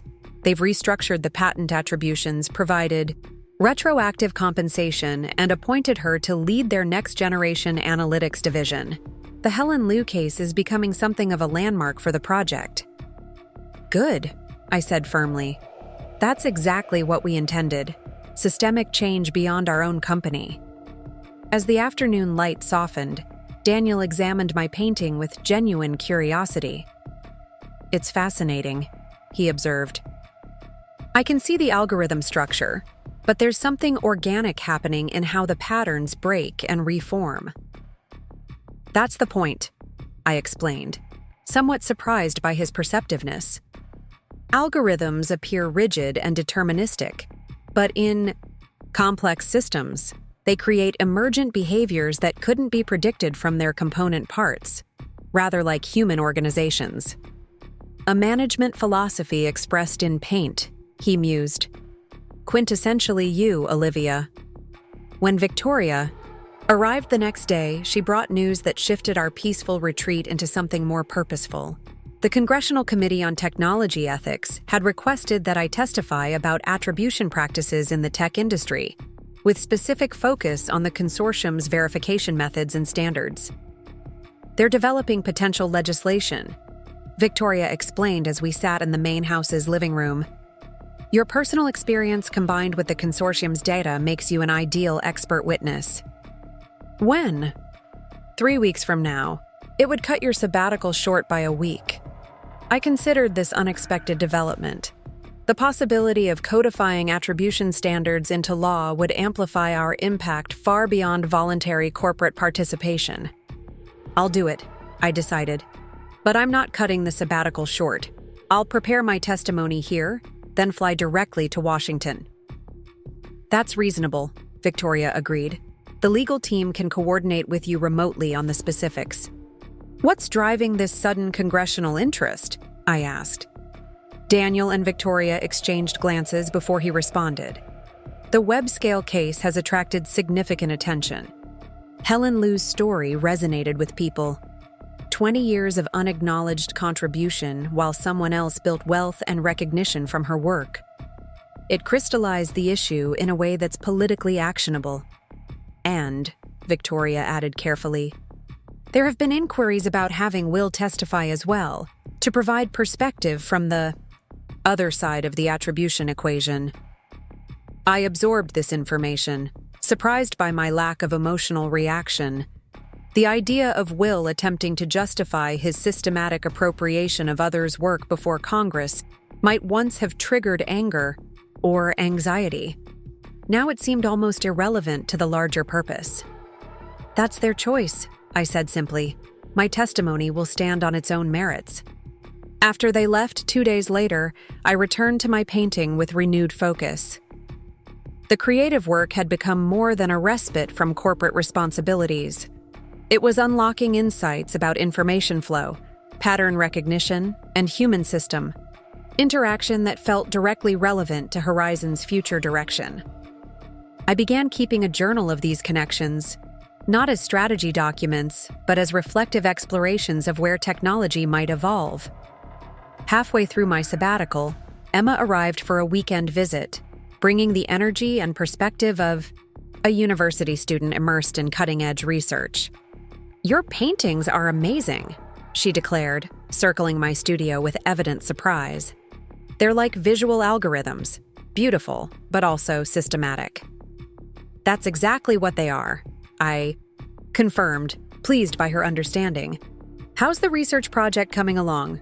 Emma had been accepted into a prestigious machine learning lab despite being only a freshman, her natural talent and preparation opening doors that typically remained closed to undergraduate students. "We're making progress on the bias correction framework," she said, pulling out her laptop to show me the latest results. "The multivariable calibration is working well for gender factors, but we're still struggling with intersectional identifiers." I looked over the data visualizations, noting areas where the algorithm seemed to be creating new biases while correcting others. "Have you considered treating this as a dynamic equilibrium problem rather than a fixed correction?" I suggested. Emma's eyes lit up. "Like a constantly self-adjusting system rather than a one-time fix. That might work." She made rapid notes, already mentally redesigning the approach. We spent the evening on the deck, discussing her studies, her growing circle of friends, and the challenging transition from being Emma Parker, daughter of Olivia, to establishing her own identity in the tech world. "Sometimes I feel like I have to work twice as hard to prove I earned my spot," she admitted as twilight settled over the water. "People assume I'm only in the program because of your connections. And yet you're outperforming most of your peers," I pointed out. "That's not the point. I shouldn't have to be exceptional just to be taken seriously." "No, you shouldn't," I agreed. "That's exactly what we're trying to change with the Attribution Project and everything else we're doing at Horizon. Nobody should have their work diminished or their capabilities questioned based on who they are or who they're related to." The next morning, Emma joined me in the studio, setting up her laptop at a small desk while I worked on a new painting. We worked in companionable silence for hours, each absorbed in our own creative process. "Mom," she said eventually, "I've been thinking about the congressional testimony. Are you nervous about facing Dad in that setting?" I considered the question carefully. "Not nervous, exactly. It's more that I've moved beyond seeing this as a personal confrontation. The attribution issue is much larger than what happened between your father and me." "But it is personal," Emma insisted. "He took credit for your work for years." "Yes, and that was wrong. But focusing only on individual cases of misconduct misses the structural problems that enable those behaviors in the first place. That's what I want my testimony to address: the systems and incentives that reward attribution manipulation throughout the industry." Emma studied me with an expression that reminded me sharply of myself at her age: determined, analytical, unwilling to accept easy answers. "You've really let go of the anger, haven't you?" "Not let go," I clarified. "Transformed it into something more constructive. Anger was necessary to fuel the initial push for justice, but it's not sustainable as a long-term motivation. What drives me now is creating systems where that kind of injustice can't happen so easily to others." When Emma returned to Stanford the following day, I found myself reflecting on her observation. The personal wound of having my contributions erased had indeed healed into something different. Not forgotten, but incorporated into a larger purpose that extended beyond my individual experience. This perspective informed my approach to the congressional testimony I was now preparing. Instead of focusing primarily on my own story, I structured my presentation around the systematic patterns revealed by the Attribution Consortium's first year of data. The disproportionate erasure of contributions from women and minority engineers, the economic impact of misattributed innovations, and the measurable improvements in development efficiency when collaborative attribution replaced centralized credit models. 2 days before I was scheduled to leave for Washington, I received an unexpected call from Will. We had maintained minimal contact since the divorce, communicating only through lawyers or about matters directly affecting Emma. "Olivia," he began, without preamble, "I understand we're both testifying before Congress next week." "That's my understanding as well," I replied neutrally. "I wanted to give you a courtesy heads up about my testimony. I'll be acknowledging that Horizon's attribution practices under my leadership were flawed and inequitable. I won't be defending or justifying those practices." This was nothing like what I had expected. "That's an interesting position for you to take." A brief silence followed before Will continued. "The past 2 years have been educational. When you first took control of Horizon, I was convinced you'd run it into the ground without my leadership. Instead, you've built something more innovative and resilient than I managed in 20 years. By recognizing and valuing everyone's contributions," I pointed out. "Yes. As it turns out, taking credit for other people's work isn't actually the same as being good at business." His attempt at self-deprecating humor fell flat, but I appreciated the effort. "My new company has implemented full attribution transparency from day one. It's attracting talent we couldn't have accessed otherwise." "I'm glad to hear that," I said genuinely. "So what exactly will you be telling Congress?" That attribution manipulation is both unethical and bad for business. That I know this from direct experience on both sides of the equation. And that while voluntary industry initiatives like your consortium are valuable, they're insufficient. Without regulatory enforcement. I was momentarily speechless. You're advocating for regulation? I'm advocating for a level playing field, Will clarified. If some companies implement ethical attribution while others don't, the market will continue to reward the wrong behaviors. We need minimum standards that apply to everyone. After we disconnected, I sat on the deck watching eagles circle over the water, trying to process this unexpected development.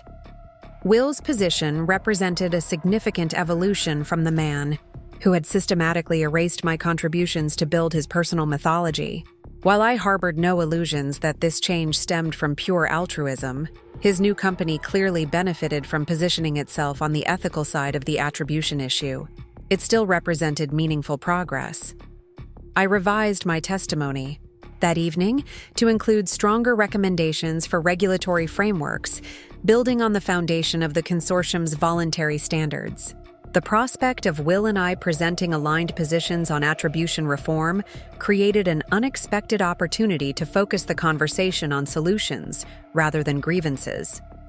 The morning I was scheduled to depart for Washington, Daniel arrived to accompany me and provide final briefings on recent developments. He found me in the studio, completing the last of 7 paintings created during my sabbatical. "These are remarkable," he said, examining the series with genuine appreciation. "Are you showing them somewhere?" "Not yet," I replied carefully. "Wrapping the finished canvas for transport?" "They're still personal explorations. But I'm considering an exhibition eventually, perhaps in conjunction with a technical paper on visual representations of algorithmic thinking. Bridging your technical and artistic sides," Daniel observed. "Bringing your whole self into the conversation." "Exactly." I surveyed the studio, feeling a mixture of satisfaction and reluctance to leave this creative space. The sabbatical achieved exactly what I hoped it would. I've reconnected with parts of myself that got sidelined during both my marriage and the intense period of reclaiming Horizon. "And you've proven that the company can function perfectly well during your absence," Daniel added. "The distributed leadership model works, another vindication of your approach." On the flight to Washington, we reviewed the latest industry responses to the Attribution Consortium's standards.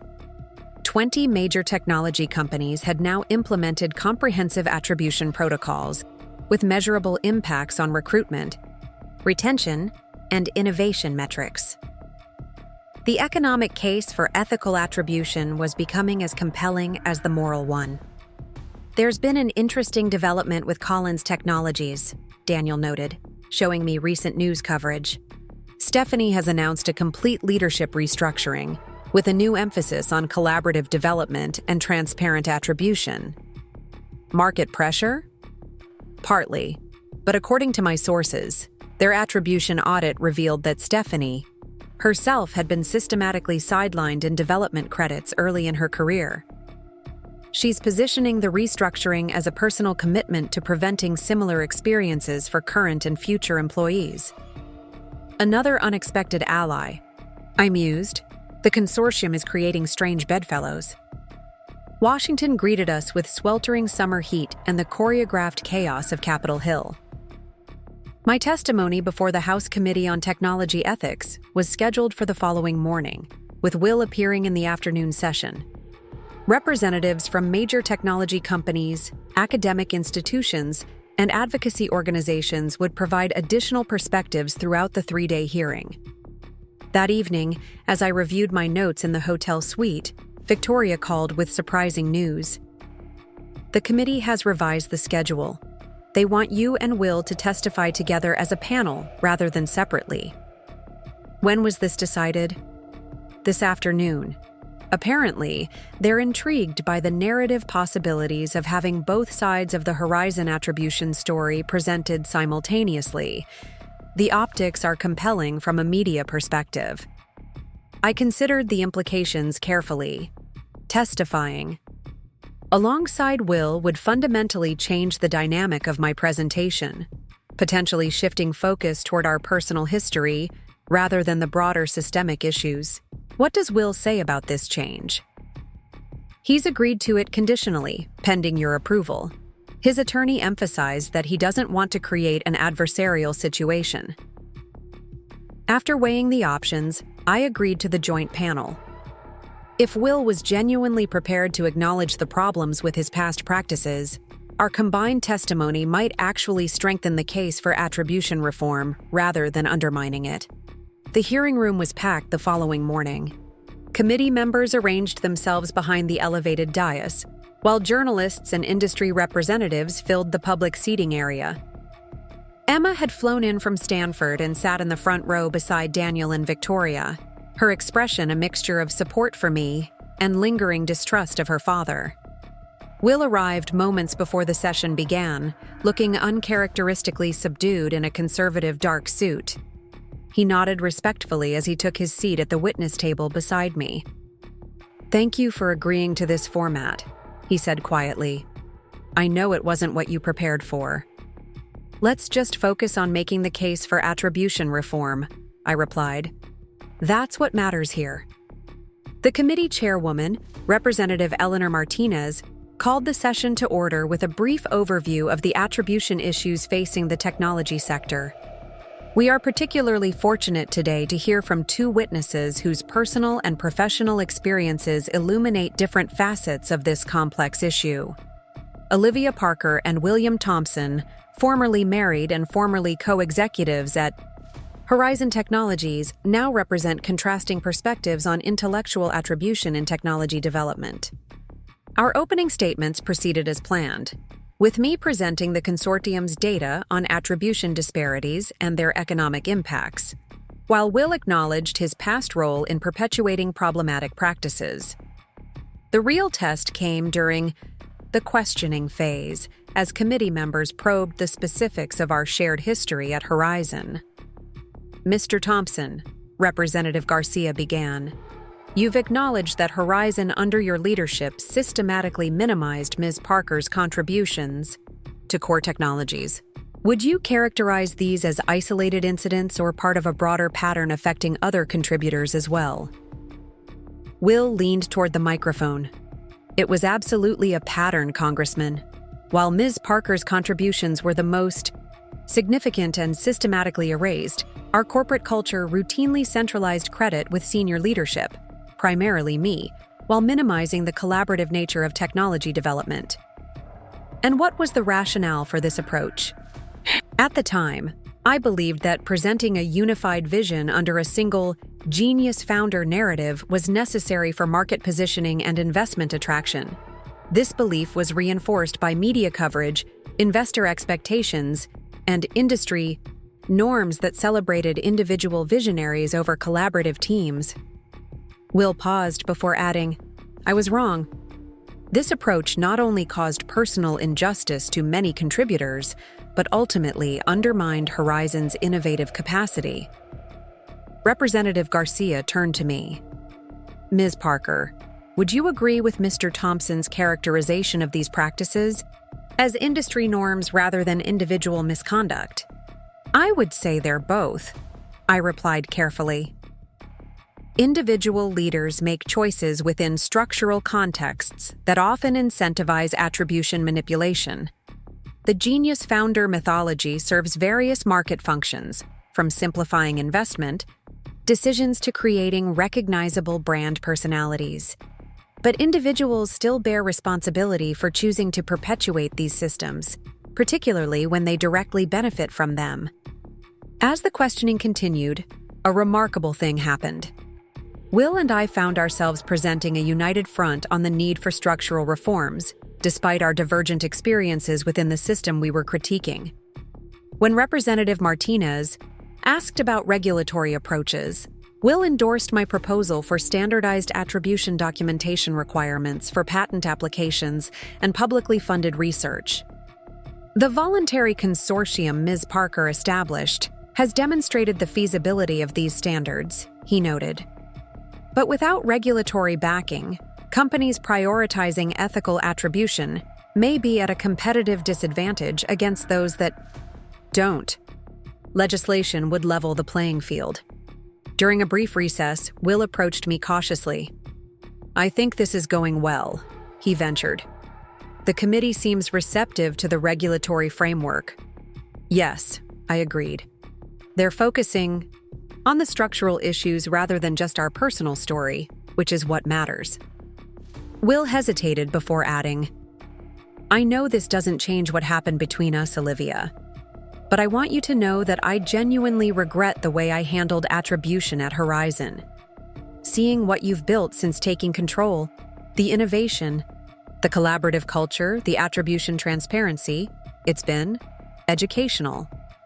"It's not about personal regrets," I said, neither accepting nor rejecting his implicit apology. "It's about creating systems where these behaviors aren't rewarded or normalized. That's what matters now." When the hearing resumed, the questioning shifted toward implementation challenges and economic impacts of attribution reform. I outlined the consortium's findings on improved recruitment and retention metrics among member companies, while Will described the operational changes he'd made at his new venture. "We've implemented attribution tracking from the first line of code," he explained. "Every contribution is documented in real time, creating an unbroken chain of credit that follows the technology through its entire development cycle. This approach has attracted exceptional talent who specifically cite our attribution transparency as a primary reason for joining the company." As the session concluded, Representative Martinez thanked us for our uniquely valuable perspective on both sides of the attribution equation. The media immediately swarmed the hearing room, eager to capture the rare spectacle of divorced executives presenting unified policy recommendations despite their contentious history. Emma met me outside the hearing room, her expression thoughtful. "That was not what I expected," she admitted. "Dad actually acknowledged what he did." "In a limited way," I cautioned. "But yes, it's progress." "Mom!" Will's voice called from behind us. He approached hesitantly, clearly unsure of his welcome in our family grouping. "Emma, I didn't know you were coming." "I wanted to support Mom," she said, her tone neutral rather than hostile. A subtle but significant shift. "Of course." Will nodded. "Your mother was excellent today. Her testimony will make a real difference." Daniel and Victoria tactfully moved away to give us privacy, though I noticed Daniel watching the interaction carefully from a distance. "The committee aide mentioned they want us back for follow-up questions tomorrow morning," Will said. "If you have time this evening, I'd like to coordinate our responses on the technical implementation questions they're likely to raise." I considered this request, weighing professional pragmatism against personal boundaries. "That would be efficient," I agreed finally. "The hotel has a business center we could use." "Actually," Emma interjected unexpectedly, "why don't you both join me for dinner? I'm only in town tonight before flying back to Stanford. We could discuss the testimony and catch up." Will looked as surprised as I felt by this suggestion. Our interactions since the divorce had been carefully segregated, with Emma meeting each of us separately to avoid potential tension. "If your mother is comfortable with that arrangement," Will responded carefully. I studied my daughter's face, recognizing her genuine desire to see some resolution between her parents, not for our sakes, but for her own. "Dinner would be fine," I agreed. "But let's focus on the hearing and keep things professional." That evening in a quiet Georgetown restaurant, an unusual family reunion unfolded. The initial awkwardness gradually eased as we discussed the committee's reception of our testimony and the potential impacts of the proposed regulation. Emma shared insights from her university research on algorithmic bias, drawing connections to the attribution issues we were addressing. The pattern recognition capabilities that make algorithms powerful also make them dangerous, she explained. They absorb and amplify existing biases in their training data, including biases about whose contributions matter and deserve recognition. That's an interesting parallel, Will acknowledged. I hadn't considered attribution manipulation as an algorithmic bias problem. It absolutely is, I agreed. We're training the next generation of technologists by showing them which contributions get recognized and rewarded.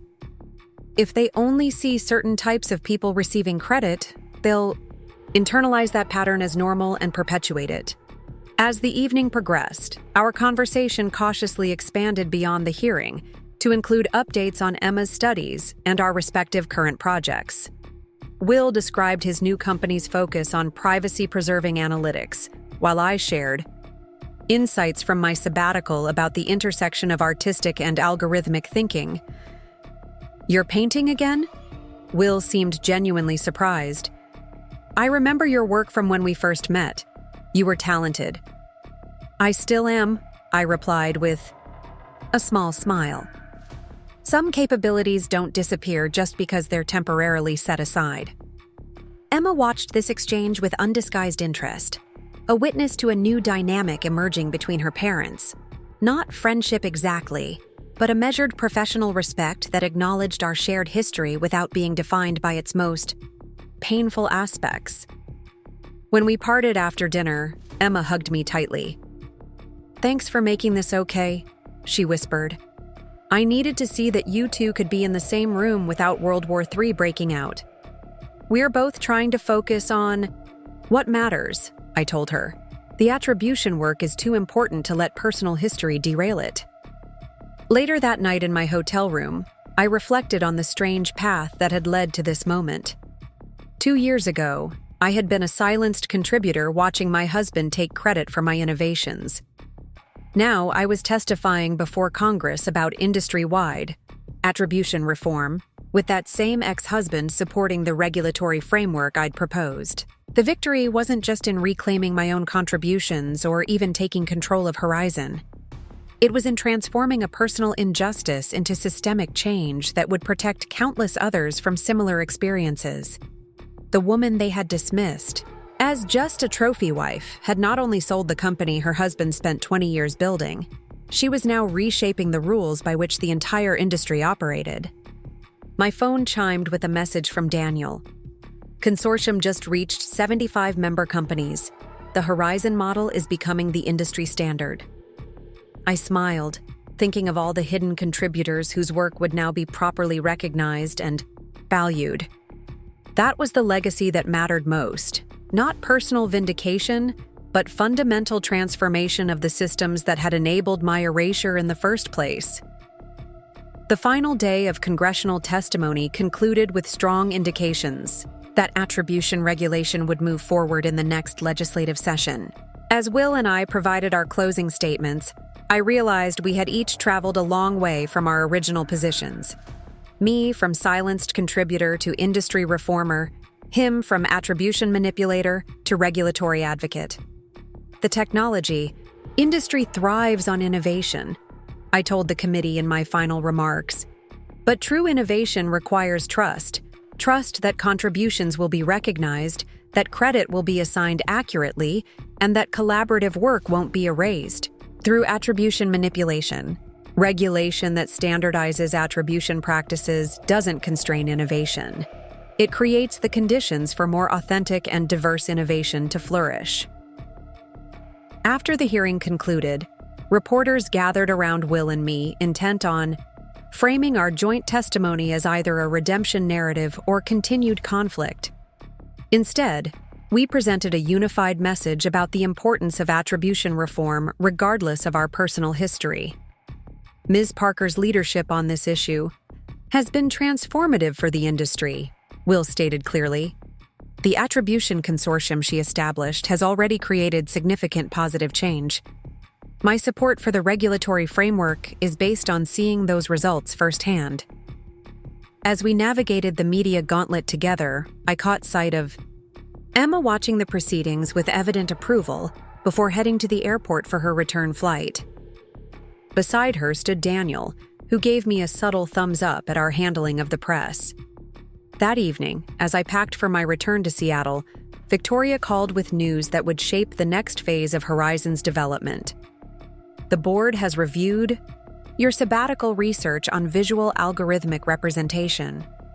They're intrigued by the potential applications for data visualization and human-computer interaction.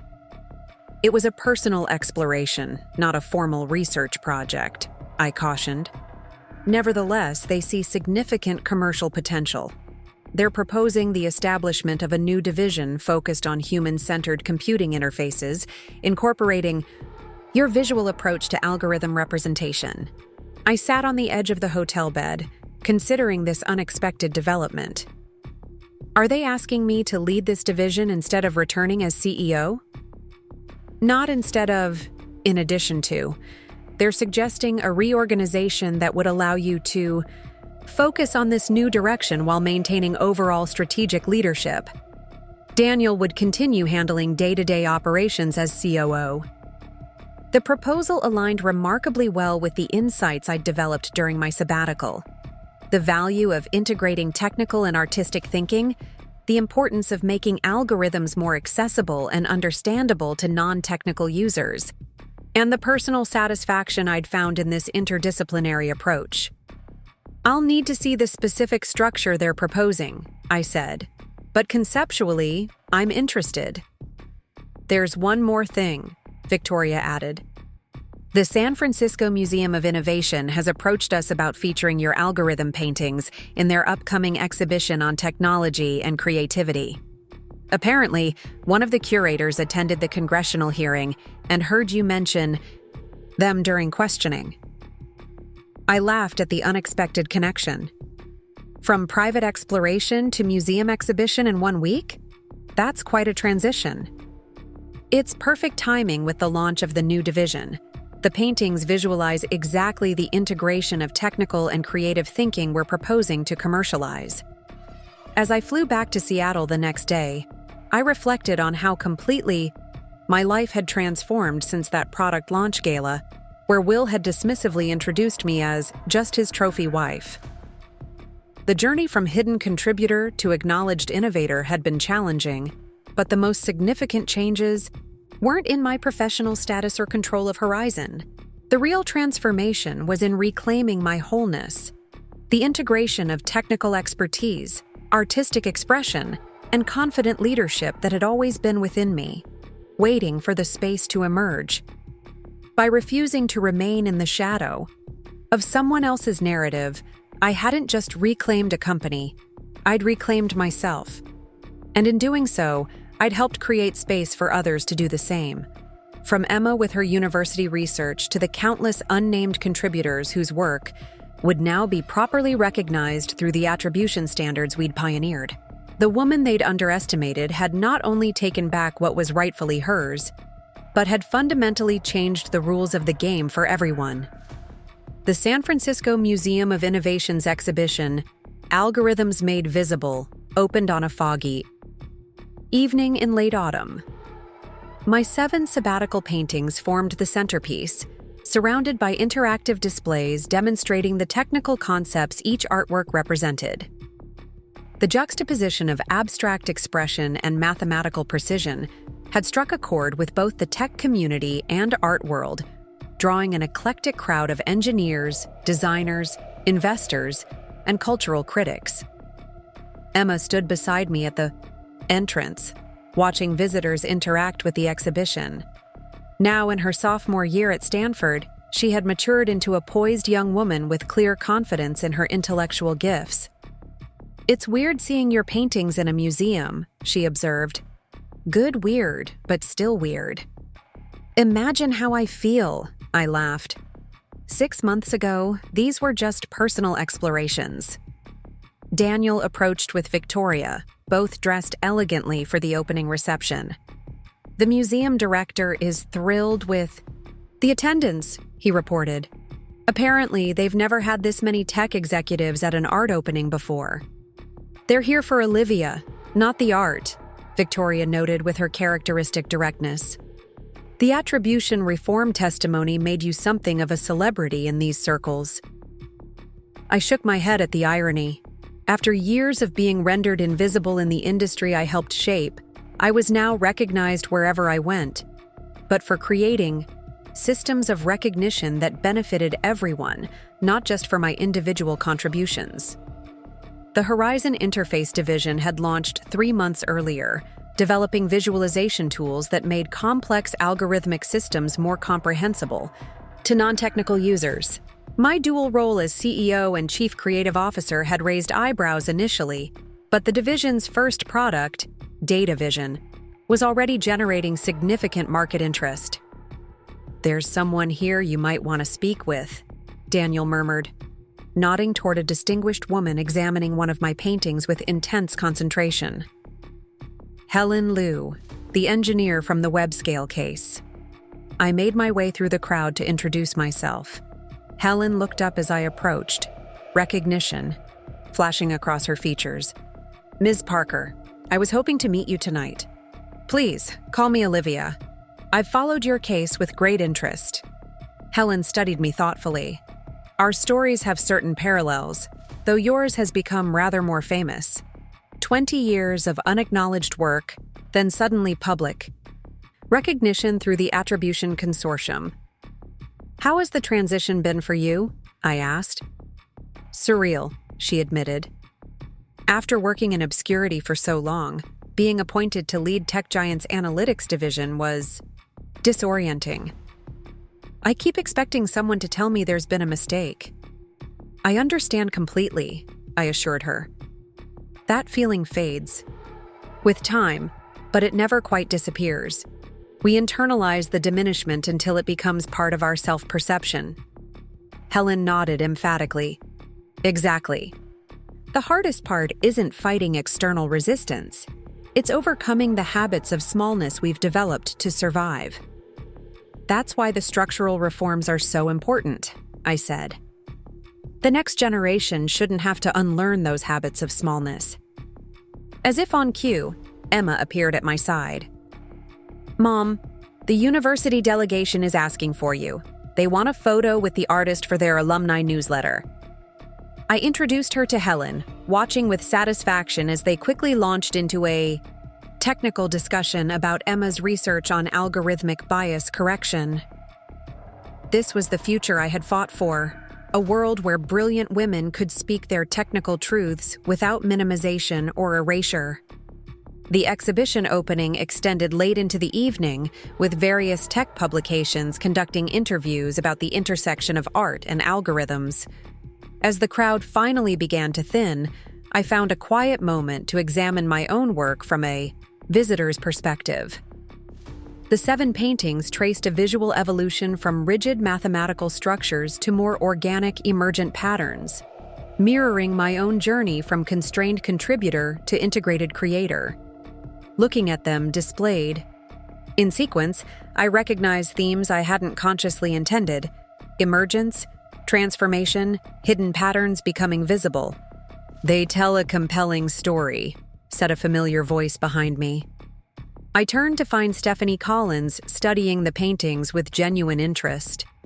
Our cautious business partnership had gradually evolved into something approaching professional respect, though we would never be friends. "I didn't expect to see you here," I admitted. "The museum trustee who invited me thought I might find it relevant to our current restructuring." Stephanie gestured toward the exhibition catalog she was carrying. She was right. There are insights here about visualization that could improve our user experience significantly. The interface division might be open to collaborative development in that area, I offered cautiously. "If you're interested in formal discussions." Stephanie nodded, equally measured. "I'd like that. Our attribution reforms have created space for some promising innovations from previously overlooked team members. We're looking for ways to better integrate their perspectives." This was perhaps the most significant victory of the attribution movement. Even former adversaries were now recognizing the business value of proper recognition and inclusive development practices. The economic case for ethical attribution had become as compelling as the moral one. As the evening wound down, I found myself alone with Daniel in the nearly empty exhibition space. We had developed a comfortable professional partnership over the past 2 years, his operational expertise complementing my strategic and creative focus. Tonight, however, something felt different in his attentive presence. "Successful evening," he observed, hands in his pockets as we walked slowly past the displays. The Interface Division's public launch couldn't have asked for better publicity. "It's still strange seeing my personal explorations presented as corporate innovation," I admitted, "though I suppose that's better than having them appropriated without acknowledgement." Daniel smiled. "Considerably better, especially since the board approved your proposal to share royalties with every contributor to the technology, regardless of their position in the company hierarchy." We paused before the final painting, the most abstract of the series, with algorithmic patterns dissolving into something that resembled natural growth. "This one's my favorite," Daniel said. "There's a freedom in it that feels earned, not just declared." "That was the last one I completed during the sabbatical," I told him. "It represents where I think technology needs to go. Less rigid, more adaptive to human needs and natural systems." "It also feels personal," Daniel observed, quietly. "Like you were painting your own transformation." I turned to study his face, struck by this perceptiveness. "Are you analyzing my art, or me, Daniel?" "Both, I suppose." His expression remained thoughtful. "We've been so focused on the professional aspects of reclaiming your place at Horizon that we haven't really talked about the personal side, how it's changed you beyond your professional identity." "I'm still figuring that out," I acknowledged. "For so long, I was defined first by my marriage to Will and then by my fight to reclaim my work. Now that both those chapters have reached some resolution, I'm discovering who Olivia Parker is outside those contexts." "And who is she?" Daniel asked, his interest clearly extending beyond professional curiosity. Before I could formulate a response, Emma reappeared with Victoria, signaling that our transportation was ready. The moment passed, but something had shifted in my awareness of Daniel, and perhaps in his perception of me as well. The Congressional Technology Attribution Bill passed 4 months later, codifying many of the standards our consortium had pioneered. The signing ceremony at the White House included representatives from major technology companies, advocacy organizations, and key contributors to the legislation. As one of the principal architects of the attribution framework, I was invited to stand behind the president as she signed the bill into law.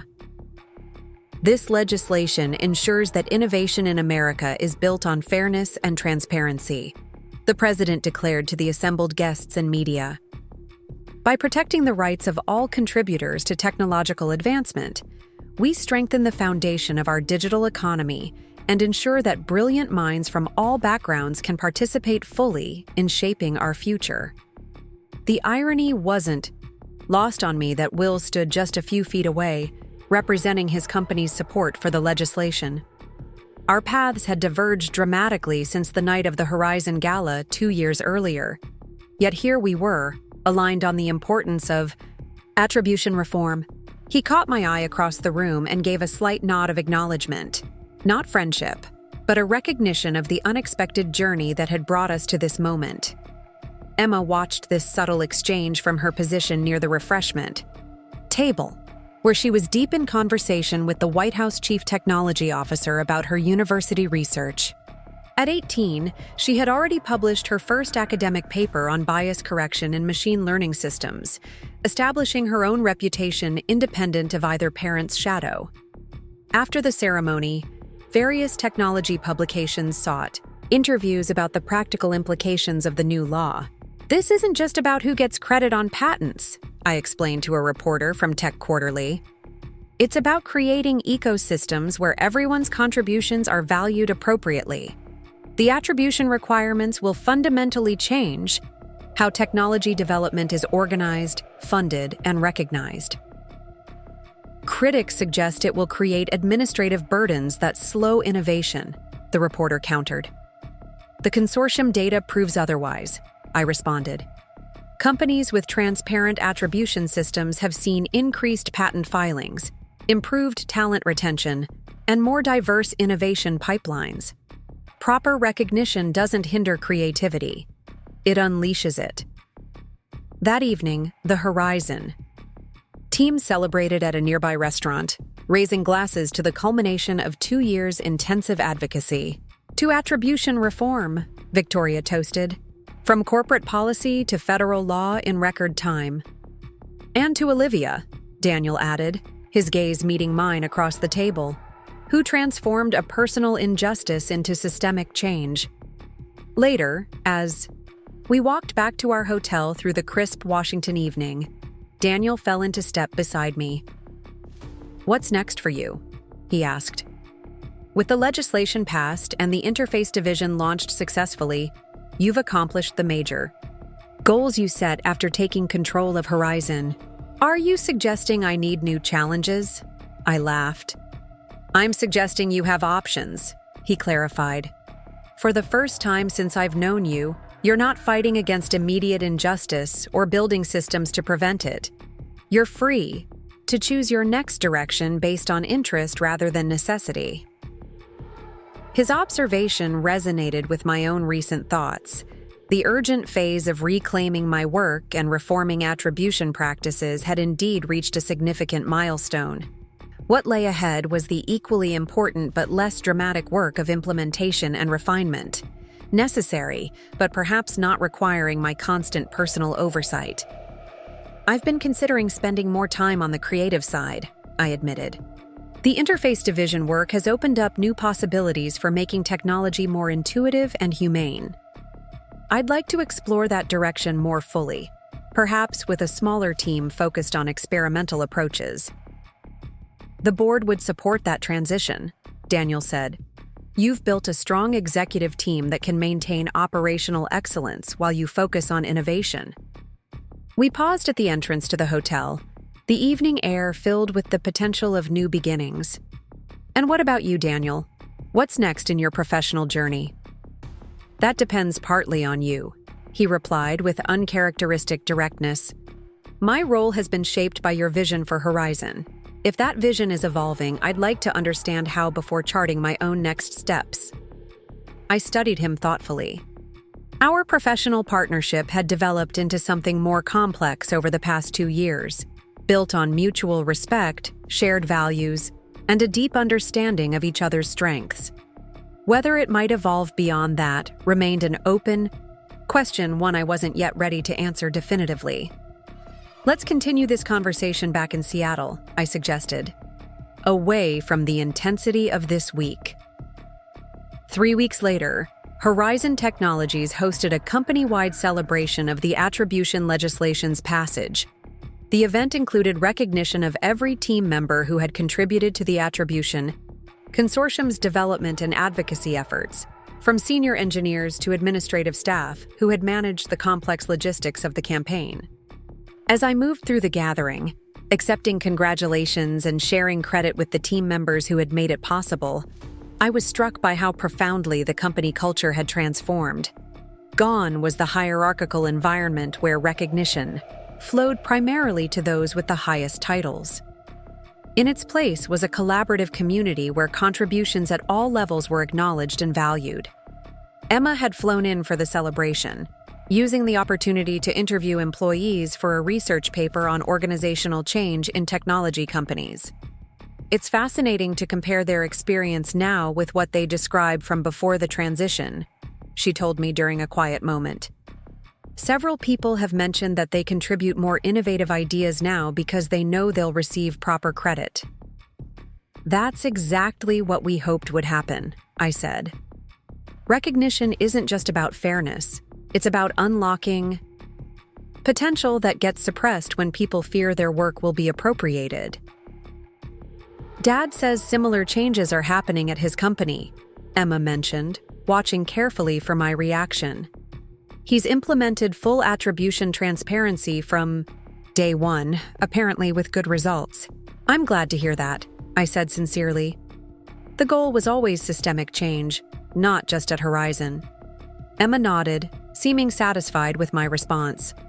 Our shared journey through the attribution struggle had matured her in ways that sometimes surprised me. Her perspective often balanced youthful idealism with unexpected wisdom. "Mom," she said after a moment, "are you happy? Not just professionally satisfied, but actually happy?" The directness of her question caught me off guard. "What makes you ask that? You've achieved everything you fought for, control of Horizon, proper credit for your work, industry-wide attribution reform. But sometimes you still seem, I don't know, like there's something unresolved." I considered her observation carefully. Happiness is complex, Emma. I'm deeply satisfied with what we've accomplished professionally, and I'm discovering new aspects of myself through the interface division work and my continued painting. But yes, there are still personal dimensions I'm exploring. "Like your relationship with Daniel?" she asked with the bluntness of young adulthood. I laughed, surprised by her perceptiveness. "Among other things, we've been focused on professional collaboration for so long that considering anything else requires a significant perspective shift. Well, for what it's worth, I think he's good for you," Emma said with conviction. "He sees all of you, the technical genius, the artist, the businesswoman, the mother, and values each part equally." As the celebration continued around us, I found myself reflecting on Emma's observation.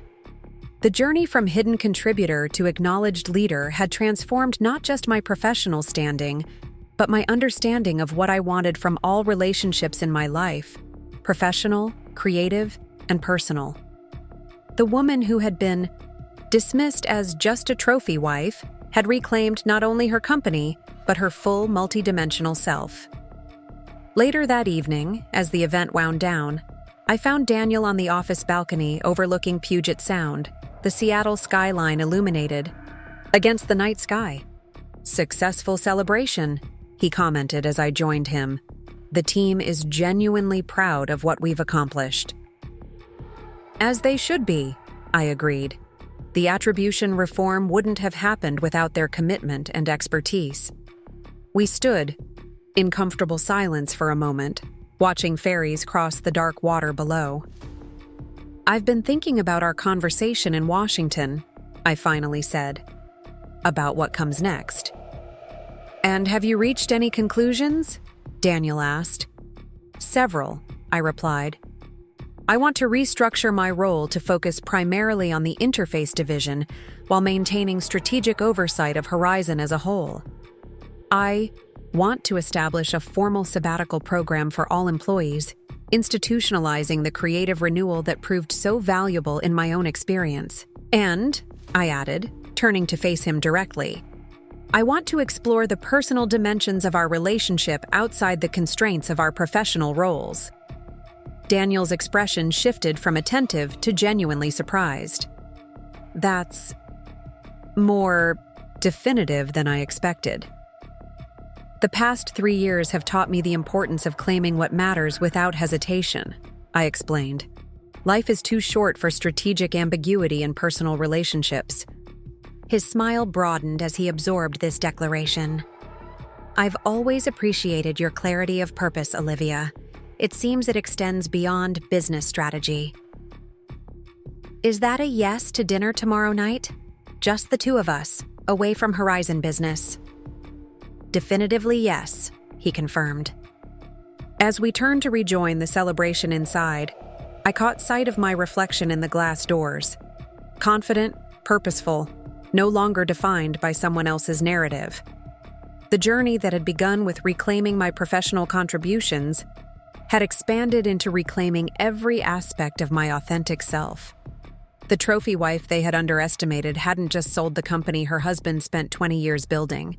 She had transformed it into something more innovative, equitable, and successful than he had ever envisioned, and in the process, had transformed herself as well, integrating all the aspects of her identity that had once been fragmented or suppressed. That was the ultimate victory, Not just taking back what was rightfully mine, but creating something entirely new that reflected my full, undiminished vision.